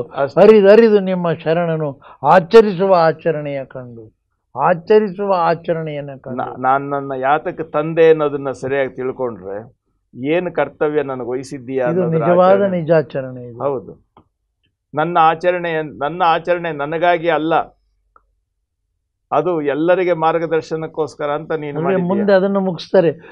ಅರಿದು ನಿಮ್ಮ ಶರಣನು ಆಚರಿಸುವ ಆಚರಣೆಯ ಕಂಡು ಕಂಡೆರದನಯ್ಯ ಕೂಡಲ ಸಂಗಮ. ಆ ವಾಸ್ತವ ಪ್ರಜ್ಞೆ ಬಂದಾಗ ಈ ದ್ವಂದ್ವ ಇರೋದಿಲ್ಲ. ಯಾವ ದ್ವಂದ್ವ ಬದುಕಿನಲ್ಲಿ ಯಾವ ದ್ವಂದ್ವನೂ ಇರೋದಿಲ್ಲ ಅನ್ನೋ ಒಂದು ವಿಷಯ ಗುರುಗಳೇ.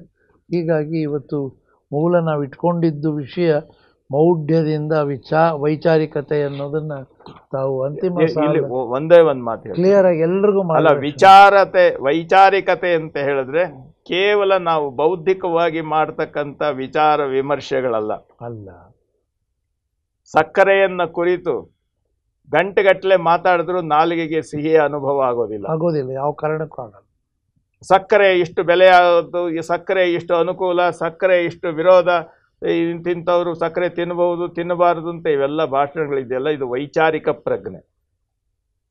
ಆದರೆ ನಾವು ಸಕ್ಕರೆ ಅಂತ ಹೇಳಿ, ಸಕ್ಕರೆಯ ಬಣ್ಣನೂ ಬಿಳಿ ಇದೆ, ಉಪ್ಪಿನ ಬಣ್ಣನೂ ಬಿಳಿ ಇದೆ ಅಂತ ಹೇಳಿ ಸಕ್ಕರೆ ಅಂತ ಹೇಳಿ ಬಾಯಿಗೆ ಉಪ್ಪಾಕೊಳ್ಳೋದಿದೆಯಲ್ಲ, ಇದು ಮೌಢ್ಯಾಚರಣೆ.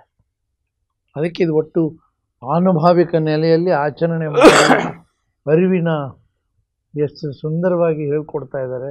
ಅರಿವಿನ ಆಚರಣೆ, ಬಹುಶಃ ನಾವೆಲ್ಲರೂ ಕೂಡ ಅರಿವಿನ ಯಾವುದು ಅರಿವು ಅನ್ನೋದನ್ನ ಈಗ ಬಹಳ ಸ್ವಚ್ಛವಾಗಿ ಹೇಳುವ ಪ್ರಯತ್ನ ಮಾಡಿದ್ದಾರೆ.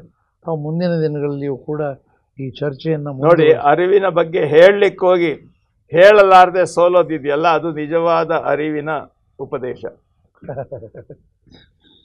ಇರಲಿ ಗುರು, ಆದರೂ ಕೂಡ ಅರಿವು ಮೂಡಿಸಬೇಕಾದ ಅಲ್ಲ, ನಾನು ಹೇಳದೆ ಅರಿವು, ಇನ್ನೂ ಅರಿವು ಹೇಳೋದಿದೆ ಅನ್ನೋದಿದೆಯಲ್ಲ, ಅದು ಹೇಳುವವ್ರಿಗೆ ಮಾಡ್ತಕ್ಕಂಥ ಉಪದೇಶನೂ ಆಗುತ್ತದೆ. ನಾನು ಅನ್ನತಕ್ಕಂಥ ಭ್ರಮಾತ್ಮಕ ಬದುಕಿನಿಂದ ನಾನು ಅನ್ನತಕ್ಕಂಥ ಭ್ರಮಾತ್ಮಕ ಬದುಕಿನಿಂದ ನೀನು ಅಂತಂದ್ರೆ ವಾಸ್ತವ ಬದುಕಿನೆಡೆಗೆ, ಮೂಲ ಚೈತನ್ಯದ ವಾಸ್ತವದ ಬದುಕಿನೆಡೆಗೆ ಅನ್ನುವ ಈ ಚರ್ಚೆಯನ್ನು ಇಲ್ಲಿಗೆ ನಾವು ಸಂಪನ್ನಗೊಳಿಸಿ ಮುಂದಿನ ವಿಷಯ ರಾಜಪ್ರಭುತ್ವ, ಪ್ರಜಾಪ್ರಭುತ್ವ ಮತ್ತು ಪ್ರಜ್ಞಾಪ್ರಭುತ್ವ. ಇದು ಬಹಳ ಅದ್ಭುತ. ಇದು ವಾಸ್ತವವಾಗಿ ನಾನು ಹೇಳ್ತೇನೆ, ಇಷ್ಟಪ್ರಾಣ ಭಾವ ನೀವು ಲಿಂಗ ಪ್ರಜ್ಞೆಯನ್ನು ಏನು ಹೇಳ್ತೀರಿ, ರಾಜಪ್ರಭುತ್ವ ಇಷ್ಟಲಿಂಗದ ನೆಲೆ ಆದರೆ, ಪ್ರಜಾಪ್ರಭುತ್ವ ಪ್ರಾಣಲಿಂಗದ ನೆಲೆ ಆದರೆ, ಪ್ರಜ್ಞಾಪ್ರಭುತ್ವ ಭಾವಲಿಂಗದ ನೆಲೆ ಆಗ್ತದೆ. ಇದನ್ನು ಆಧ್ಯಾತ್ಮಿಕವಾಗಿ ಲೌಕಿಕವಾಗಿ ಎರಡನ್ನೂ ಮಾತಾಡೋಣ. ಒಟ್ಟಾರೆಯಾಗಿ ಇದು ಪ್ರಜ್ಞಾಪ್ರಭುತ್ವ ಅನ್ನೋದು ಜಾಗೃತವಾಗಲಿ ಎನ್ನೋ ಒಂದು ಆಶೆಗೆ ಈ ಚರ್ಚೆಯನ್ನು ಇಟ್ಕೊಂಡಿಲ್ಲ. ನೋಡಿ, ನಿಜಾಚರಣೆಯ ನಿಜದ ಬೆಳಕು ಬರಬೇಕು ಅಂತ ಹೇಳಿದ್ರೆ ನಮ್ಮೆಲ್ಲರ ಪ್ರಜ್ಞೆ ಲಿಂಗ ಪ್ರಜ್ಞೆ ಆಗಬೇಕು. ಆ ಪ್ರಜ್ಞಾಪ್ರಭುತ್ವ ನೋಡಿ, ಅಲ್ಲ ಪ್ರಜ್ಞೆ ಅನ್ನೋದನ್ನ ಲಿಂಗ ಪ್ರಜ್ಞೆ ಅಂತ ನಾನು ಏನು ಹೇಳಿದೆ, ಸ್ವಾರ್ಥ ಸಹಿತವಾದದ್ದು ಪ್ರಜ್ಞೆ ಆಗುತ್ತೆ, ಅಂಗ ಪ್ರಜ್ಞೆ. ಅದು ಆದ್ರೆ ಅದು ನಿಸ್ವಾರ್ಥದ ನೆಲೆಯಲ್ಲಿ ಬಂದಾಗ ಅದು ಜಗದಗಲವಾಗ್ತದೆ, ಅದು ಲಿಂಗ ಪ್ರಜ್ಞೆ. ಖಂಡಿತ ಗುರುಗಳೇ, ಮುಂದೆ ಅದನ್ನು ಮುಂದಿನ ಸಂಚಿಕೆಯಲ್ಲಿ ಅದನ್ನು ಮಾತಾಡೋಣ. ಕೊನೆಯದಾಗಿ ಈ ಇಡೀ ಶೀರ್ಷಿಕೆಯನ್ನು, ಈ ನಾವು ಆಚರಣೆಯ ಬಗ್ಗೆ ಶೀರ್ಷಿಕೆಯನ್ನು ತಗೊಂಡಿದ್ದೀವಿ. ಕೊನೆಯದಾಗಿ ಅಂಗದಿಂದ ಲಿಂಗದೆಡೆಗೆ ಅಂದರೆ ಲಿಂಗಯೋಗದ ಸಾಧನಾ ಪಥವನ್ನು ವಚನ ಆಧಾರಿತವಾಗಿ ವಿಶೇಷ ಕಾರ್ಯಕ್ರಮ. ಅಲ್ಲ, ಇನ್ನೊಂದು ಅಲ್ಲಿ ಶಬ್ದದೊಳಗಣ ನಿಶ್ಶಬ್ದದ ಬೋಧೆ ನಡೆಯುತ್ತೆ, ಅದನ್ನು ನೀವು ಮಾಡಿದ್ದೀರಿ. ಯಾಕೆ ಅಂತ ಹೇಳಿದ್ರೆ ಅಂಗಲಿಂಗಗಳ ಒಂದು ನೆಲೆಯನ್ನು ಕುರಿತು ನಮ್ಮ ಅಂಗಪ್ರಜ್ಞೆಯಿಂದ ಲಿಂಗ ಪ್ರಜ್ಞೆಗೆ ತೆಗೆದುಕೊಂಡು ಹೋಗ್ತಕ್ಕಂಥ ನಾದಾನುಸಂಧಾನದ ನೆಲೆಯನ್ನೂ ಸಹ ತಾವು ಜೋಡಿಸಿರೋದ್ರಿಂದ ಅದು ನಮಗೆ ಆ ಶಬ್ದದೊಳಗಣ ವೈಭವ ಅದು ನೇರವಾಗಿ ನಮಗೆ ಇಂಟ್ರಾವೇನಿಸ್ ಇಂಜೆಕ್ಷನ್ ಹಾಗೆ ನೇರವಾಗಿ ನಮ್ಮ ಮನಸ್ಸಿಗೆ ತಲುಪುವಂಥ ಜಾಗೃತಿಯ ಒಂದು ವ್ಯವಸ್ಥೆ, ಅದು ನಿಜವಾಗ್ಲೂ ಒಳ್ಳೆಯದಾಗುತ್ತೆ. ಈ ಸರಣಿಯ ಕೊನೆಯ ವಿಷಯವಾಗಿ ಅಂಗದಿಂದ ಲಿಂಗದೆಡೆಗೆ ಅಪರೂಪದ ಚಿಂತನವನ್ನು ಬರೀ ನಾವು ಅವತ್ತು ವಚನಗಳ ಹಾಡುಗಾರಿಕೆ ಅದೆಲ್ಲ ಇರಲಿ, ಅದು ಒಂದು ದಿವಸ ಅಂತ ಅಲ್ಲ, 1-2 ವಿಭಾಗವಾದರೂ ಅದನ್ನು ಮಾಡೋಣ. ಶರಣಾರ್ಥಿ.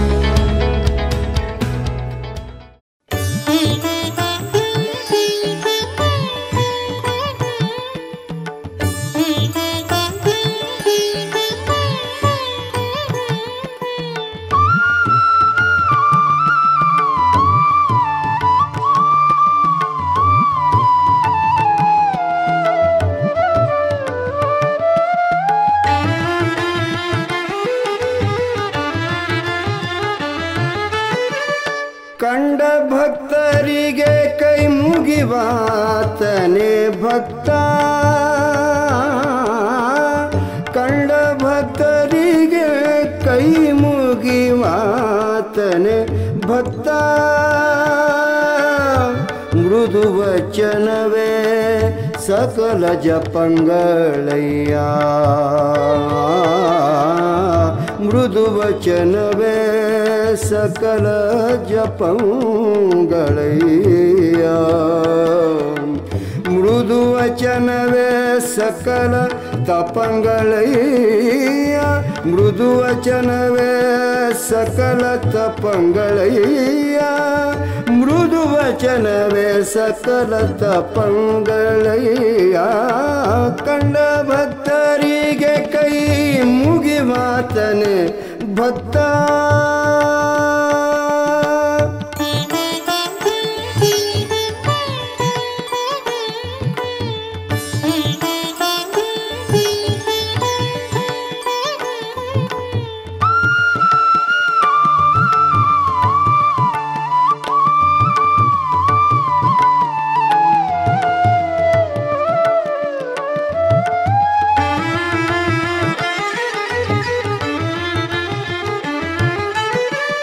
ಸದು ವಿನಯವೇ ಸದಾ ಶಿವನ ಒಲುಮೆಯ ಸದು ವಿನಯವೇ ಸದಾ ಶಿವನ ಒಲುಮೆಯ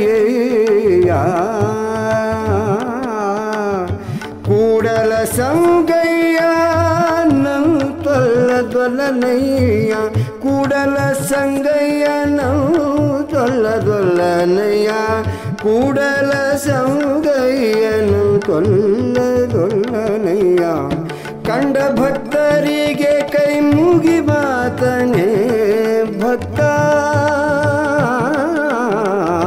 ಕಂಡ ಭಕ್ತರಿಗೆ ಕೈ ಮುಗಿವಾತನೇ ಭಕ್ತ